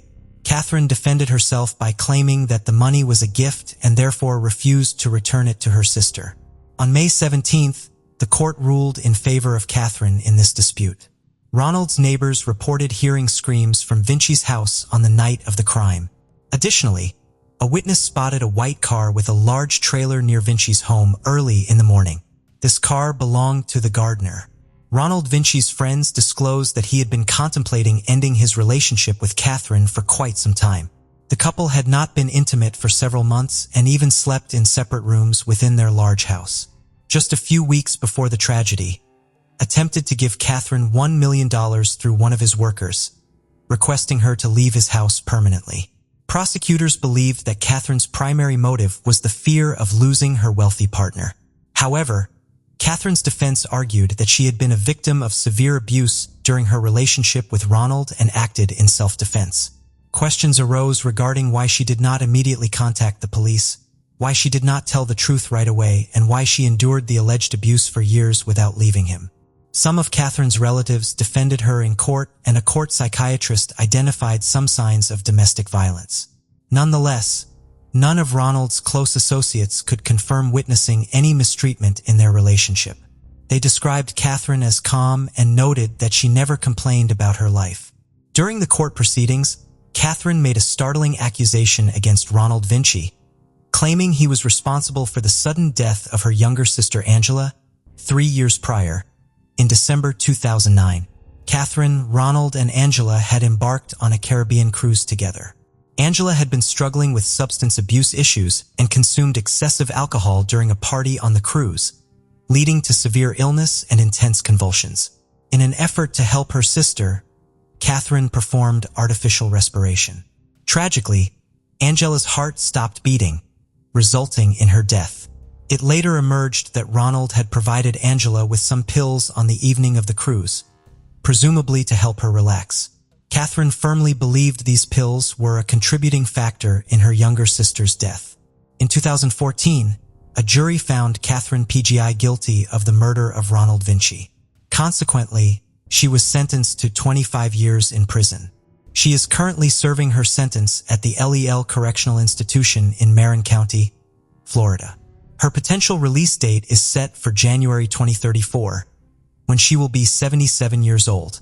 The story of successful and wealthy Ronald Vinci took a tragic turn due to his ill-fated relationship with quiet and unassuming flight attendant Catherine Pagel.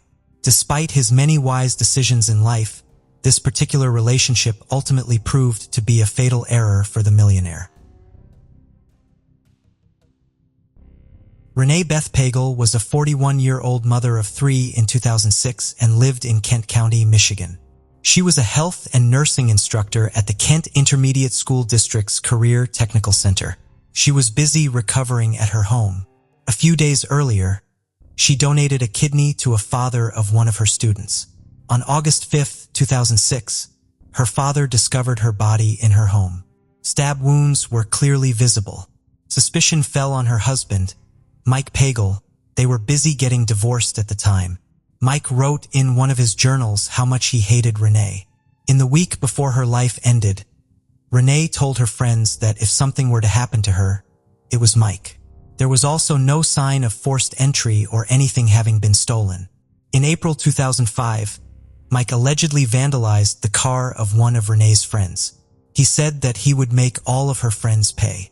This unfortunately was not enough to convict Mike with anything, and the case soon grew cold. That was until 2018 when investigators decided to reopen the case. The investigators interviewed Mike again. Mike then made a statement that led the police to a weapon that was used to take Renee's life. That was enough to finally charge him.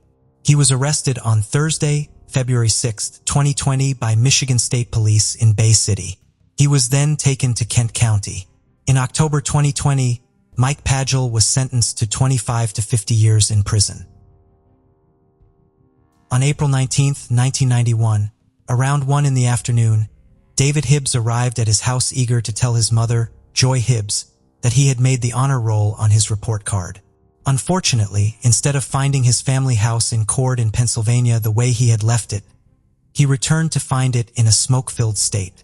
David ran to the back kitchen door after noticing that his mother's car was in the driveway, but heavy smoke stopped him from going through. David somehow managed to observe that the 4 gas stove burners were all lit up. At his young age, the only logical reason to what must have caused the fire was that his mother had been cooking and had forgotten to put out the fire. A helpless David yelled for assistance in panic. He was heard by neighbors doing yard work, and they tried to go in to find Joy Hibbs, but the fire was too fierce. They immediately called the firefighters. Before the firefighters arrived, as the fire increased and burned endlessly, the neighbors tried to put it out with a garden hose. After what seemed like a lifetime, the fire was finally put out by the firefighters, and a paramedic sadly informed 10-year-old David that his mother had passed away. The body of 36-year-old Joy Hibbs was found by the firefighters in David's bedroom. She had been burnt beyond recognition on the remains of David's mattress. Initially, detectives thought Joy Hibbs had perished in an accidental fire, but an autopsy revealed otherwise. There was no indication that Joy had inhaled smoke. Thus, it was obvious that she had already passed away before the fire was started. Also, Joy Hibbs had been brutally assaulted, strangled with wire cords, and then stabbed 5 times in the chest and neck before her attacker purposefully started the fire to hide every iota of evidence at the scene. This was a clever cover-up approach by the killer, given that the house had been completely destroyed from the fire, and that the neighbors had destroyed important evidence while attempting to put out the fire. According to the findings of the fire marshal's investigation, the fire originated from 4 different locations in the home. 2 in the kitchen, 1 in David's bedroom, and 1 in the corridor. According to the investigators, the morning of her death, Joy had cashed her paycheck. Her purse's contents were tossed on the living room floor, and the police found her wallet stuffed under the couch. The absence of evidence was compounded by the difficulty the investigators experienced in determining a motive. Joy was adored by all, worked part-time as a medical assistant, and was committed to her family. David Hibbs described his mother as graceful, polite, and easygoing. Authorities had no leads whatsoever as to the person who would want to kill her. On the day she was killed, Joy had dropped her 2 kids off at school in the morning. She received her paycheck, ran a few errands, and got home shortly after 11 o'clock in the morning. A church pastor and another member of the congregation dropped by for a visit shortly after she returned home. Joy Hibbs had indicated a desire to celebrate Easter in the church. Just before noon, the pastor and a member of the church departed the Hibbs family house.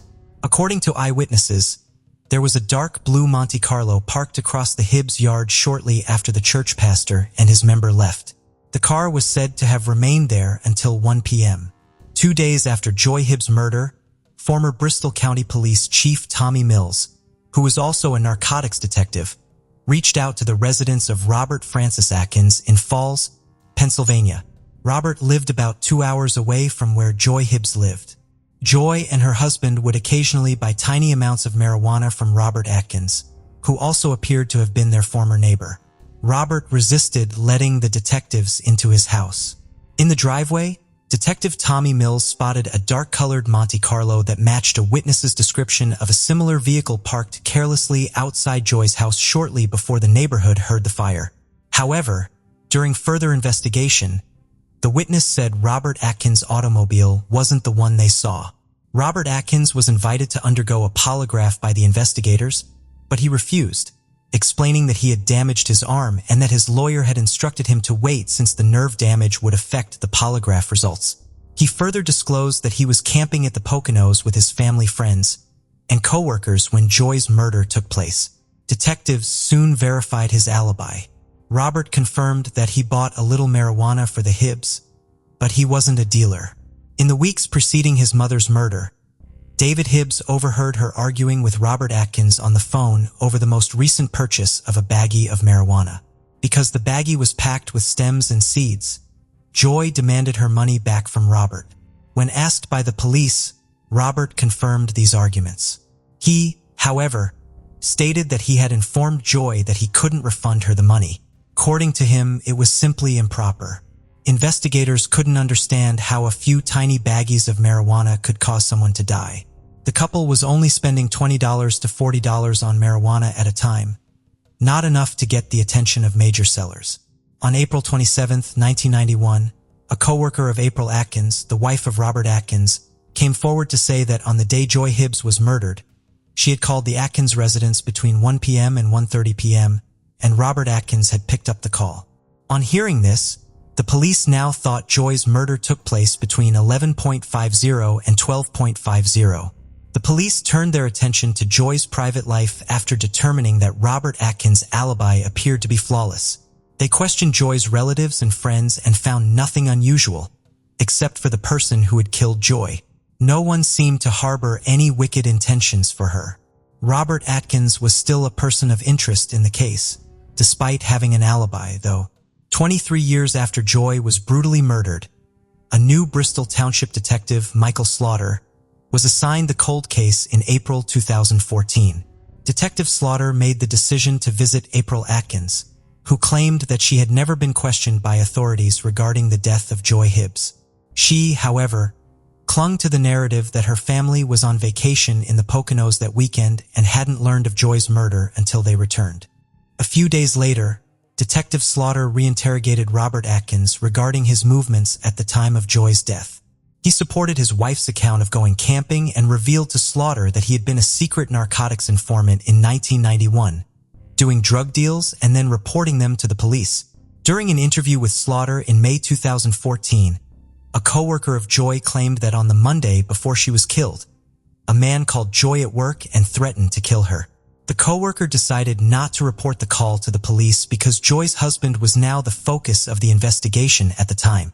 2 years later, in September 2016, April Atkins, who is now divorced, traveled to the Bristol Township Police Station in order to provide a taped statement regarding her ex-husband's whereabouts during the murder of Joy Hibbs.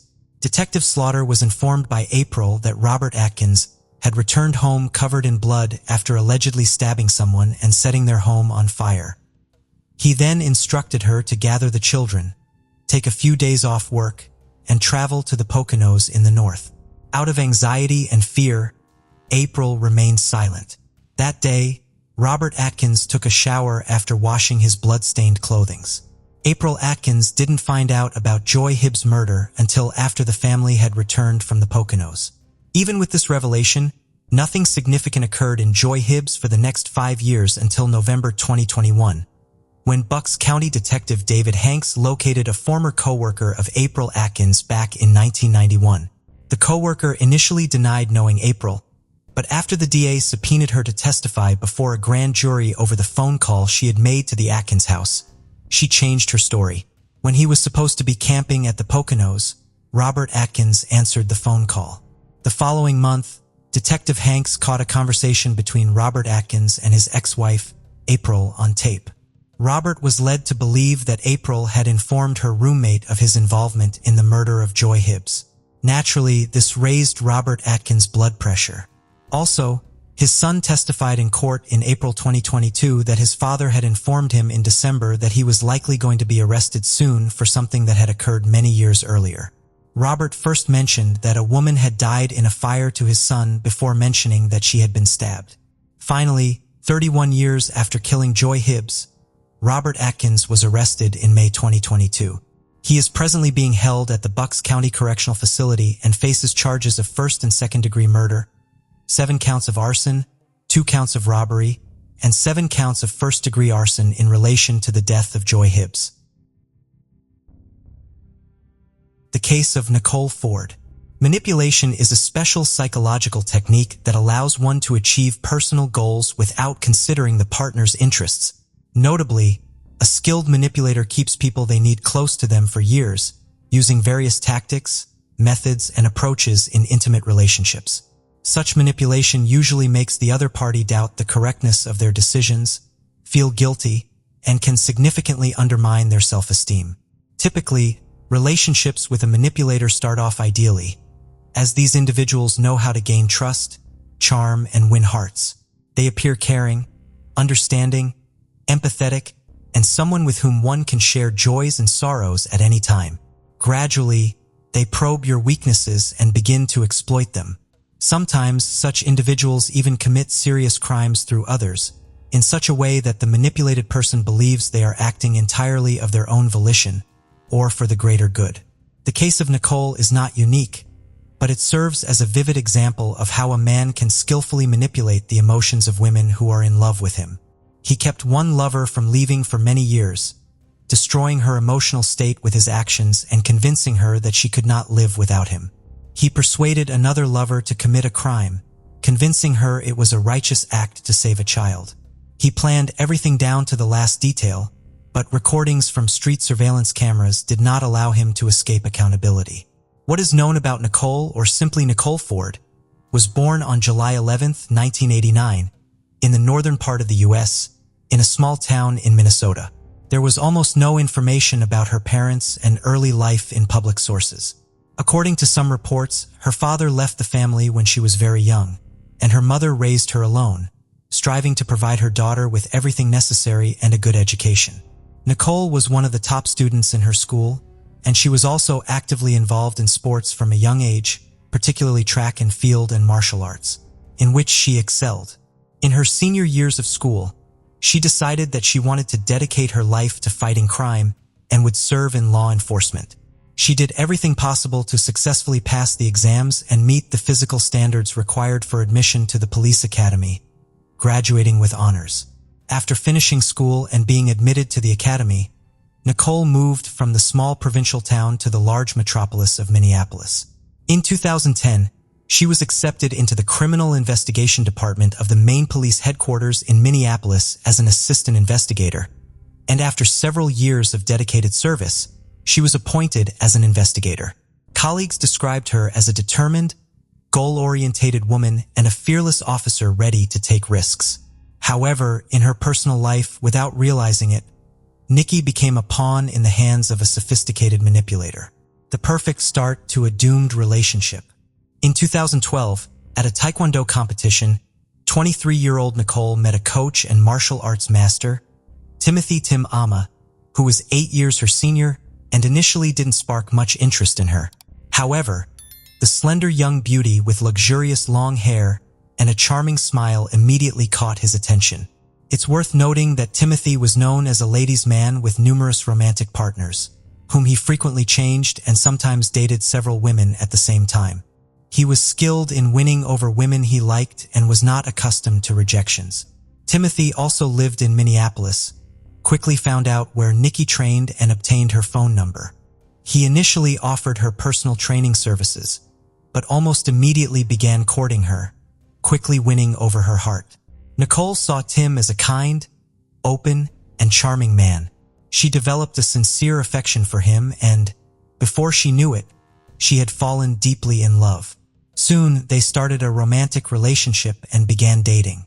Initially, the man behaved gallantly, showed care, and made every effort to demonstrate that he was a reliable person one could depend on.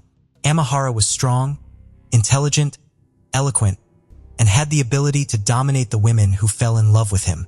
The relationship progressed rapidly, and after a month and a half, they decided to move in together and live under the same roof. The first 6 months went wonderfully, and Nicole felt happy and loved next to this person. She opened up and trusted him, believing there were no secrets between them. However, Timothy's behavior gradually began to change. He revealed his true nature, but he did so subtly enough that his chosen one was not alarmed for quite some time. The sophisticated tormentor, Timothy was an attractive, witty, and charismatic man with a muscular build, enjoying success with opposite gender.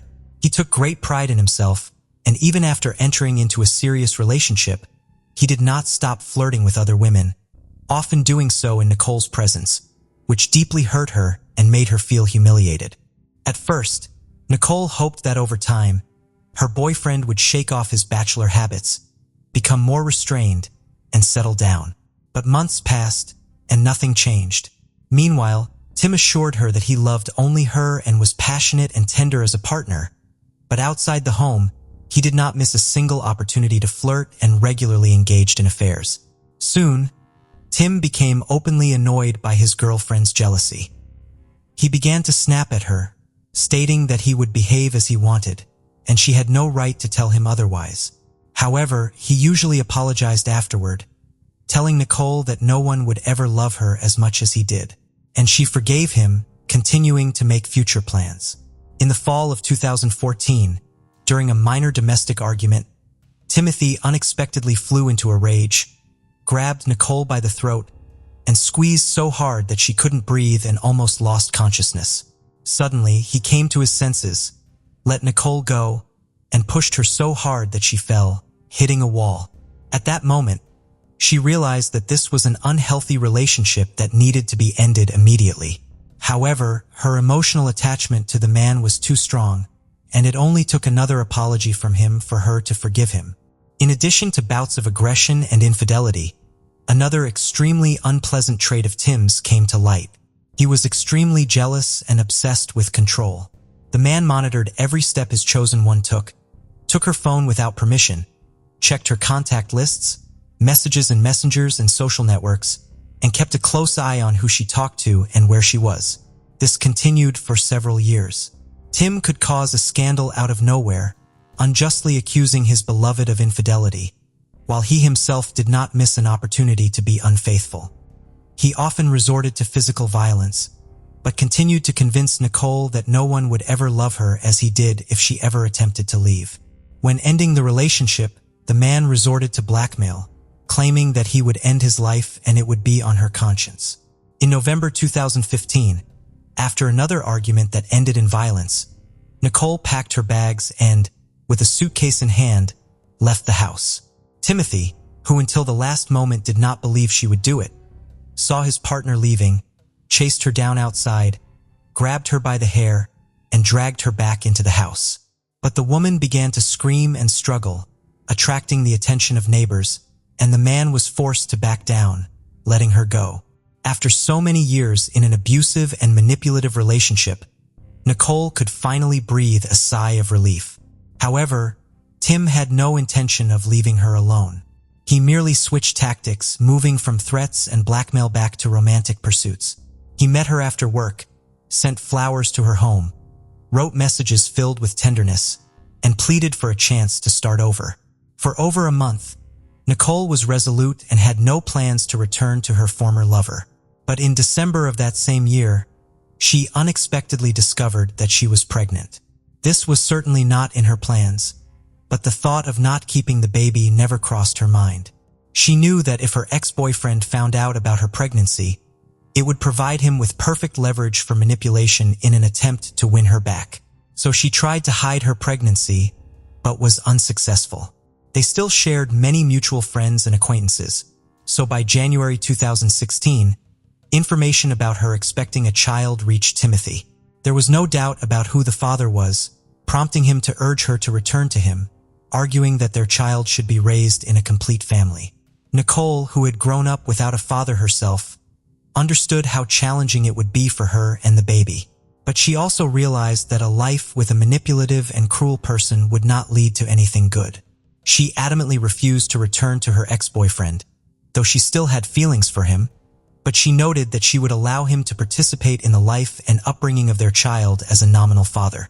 On June 20th, 2016, Nicole gave birth to a healthy boy whom she named Callahan Amor, as her former lover acknowledged paternity and declared his readiness to raise the child with her. However, it soon became clear that giving the baby this man's surname and registering him as the parent was far from the best idea. Despite Tim's assurances that he would be a good father and his pleas to reunite so that Callahan could grow up into the man had hoped that the child would become a reliable tool for manipulating his ex-girlfriend. But Nicole was no longer susceptible and Amor quickly lost interest in the baby. Nicole took nearly a year of maternity leave and devoted herself entirely to caring for her little son. She hadn't even thought about new relationships, immersing herself completely in motherhood. Meanwhile, Timothy continued his carefree life with numerous lovers and casual connections. It got to the point where he had a signal, a purple light in his bedroom, which meant that the homeowner was alone and expecting company. Any of his lovers could respond to this signal, and after which the purple light would go out, signaling to others that Tim's bed was already taken. It was like something out of a red light district, but the man and his numerous partners were quite satisfied with this arrangement. In the same year of 2016, shortly after the birth of Callahan, 36-year-old Amor moved in and began living with his 18-year-old protege named Colin Eisen. He had been training the young woman since she was 14, and she was deeply in love with her mentor, despite the significant age difference. Initially, the couple hid their close relationship, and to outsiders, they claimed that Colin was just renting a room in his house. However, it soon became apparent to everyone that a fiery romance was unfolding between the coach and his ward. Timothy was thrilled with his young lover, and according to friends, the girl resembled a naive child, trying her hardest to impress the man she absolutely adored. By the summer of 2017, Nicole was forced to return to work. She was raising her child alone, as the boy's father was hardly any help, and the young mother simply ran out of money, prompting her to end her maternity leave early. At that time, she was working as a forensic expert at the main police headquarters in Minneapolis, and her work schedule could be unpredictable.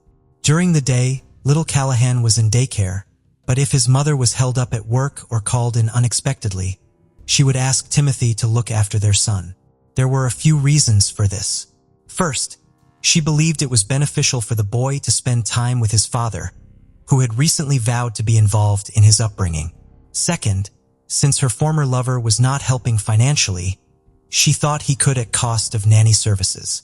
Amma did not enjoy spending time with the child.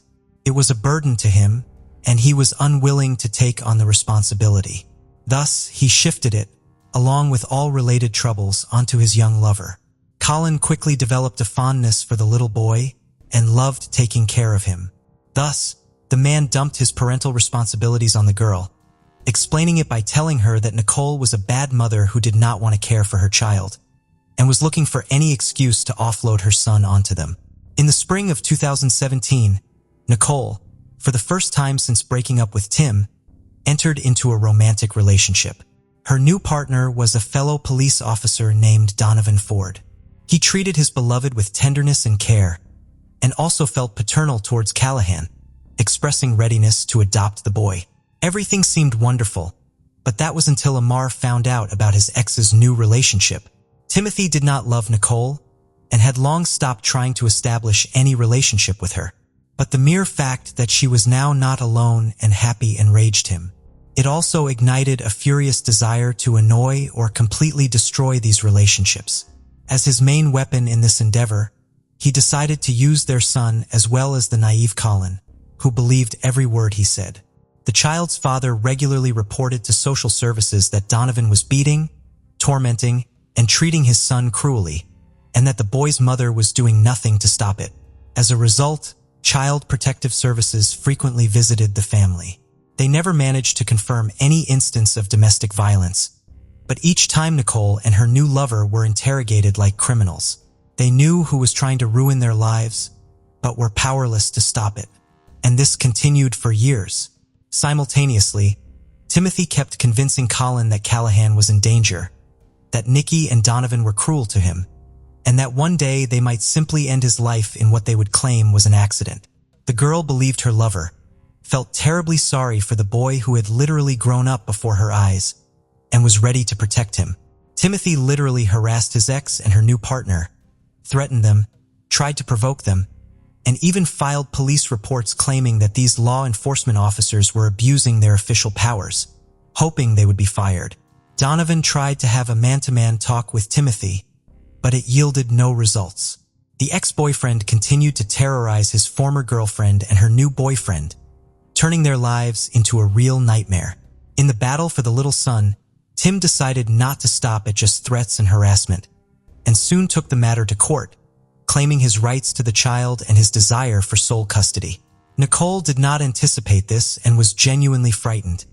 Knowing her ex's ability to lie and manipulate, she understood that he didn't actually want his son. He just wanted to get back at her for her happiness with Donovan.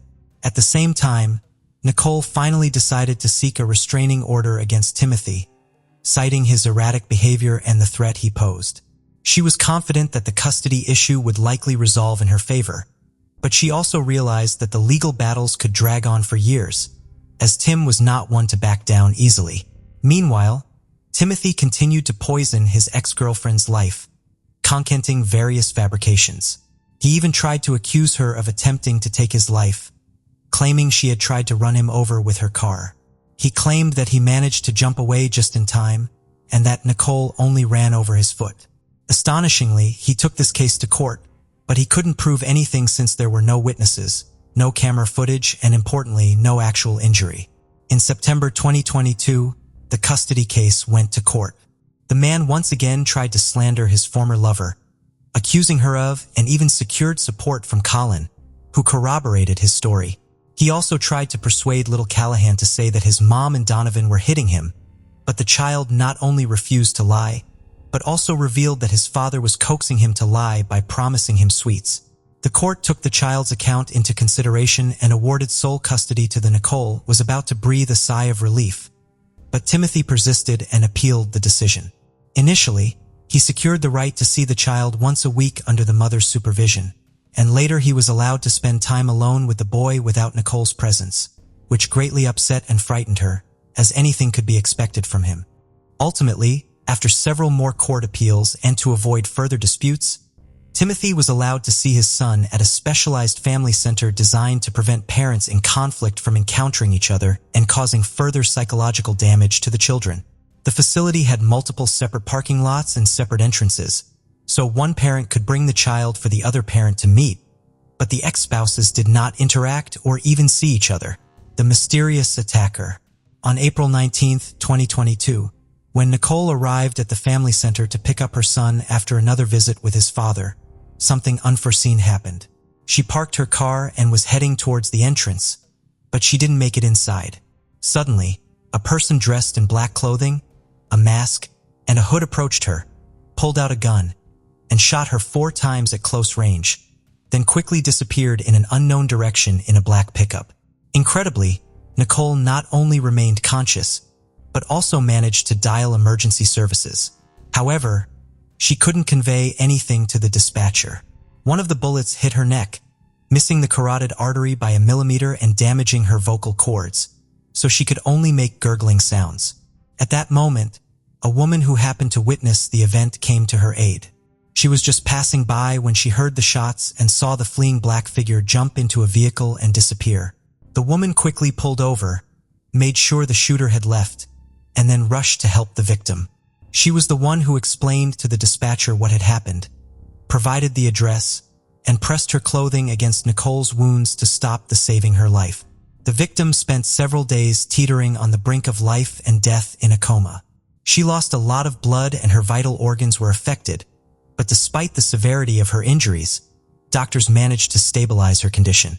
Medical professionals believed Nicole was incredibly lucky, as death was only millimeters away from 2 bullets. One passed near an artery and the other nearly struck her heart. The woman survived, and now it was necessary to figure out who wanted her dead. Prime suspect, Nicole had no doubt that her ex-lover was the one who had shot her, which she reported to the police as soon as she regained consciousness. Earlier, while the woman was in a coma, Donovan had also informed the police that apart from Timothy, the victim had no other enemies. Timothy was indeed interrogated and checked first, but he had a solid alibi, as he was at the family center with his son at the time of the attack, confirmed by staff and internal surveillance footage. Simultaneously, the theory was investigated that someone among the criminals she had previously arrested and helped incarcerate individuals who might have organized the attack on the police officer and investigator. Undoubtedly, due to her profession, she could have had ill wishes, but Nicole herself was convinced that Timothy was involved in the assassination attempt. At the scene, 4 casings were found, and a camera at the nearest intersection captured a suspicious black Dodge Ram pickup running a red light without license plates. This same vehicle was mentioned by the eyewitness, who had essentially saved the victim's life. Thus, it was necessary to check what vehicles Timothy owned. During another interrogation, the suspect mentioned that he had a Chevrolet Traverse SUV in his garage, and he also owned a Dodge Challenger. However, according to Timothy, he never had a pickup. Yet, the investigation showed that the man was lying, and a black Dodge Ram, identical to the one used by the shooter, was registered in his name. Once the truth emerged, Timothy was arrested pending further investigation. When shown the surveillance footage, he recalled that he did indeed have such a vehicle, but claimed he rarely used it and it mostly sat idle. Moreover, he noted that his pickup had colorful stickers on the doors and hood. This was verified, and indeed his vehicle had stickers, but they looked as though they had been applied just recently. Nonetheless, all the evidence was circumstantial, and law enforcement needed to find the weapon and the actual shooter to fully resolve the case. It turned out that Timothy's vehicle was equipped with a satellite navigation system, which allowed the tracing of the vehicle's entire route on that day. It was discovered that the car was brought to the back entrance of a school on the evening of April 18th. There it remained all night and almost the entire next day. Road cameras traced that the vehicle arrived there with license plates, but by the next evening it left without them. The person who used the vehicle that day was of short stature, slight build, and from a distance the silhouette appeared feminine.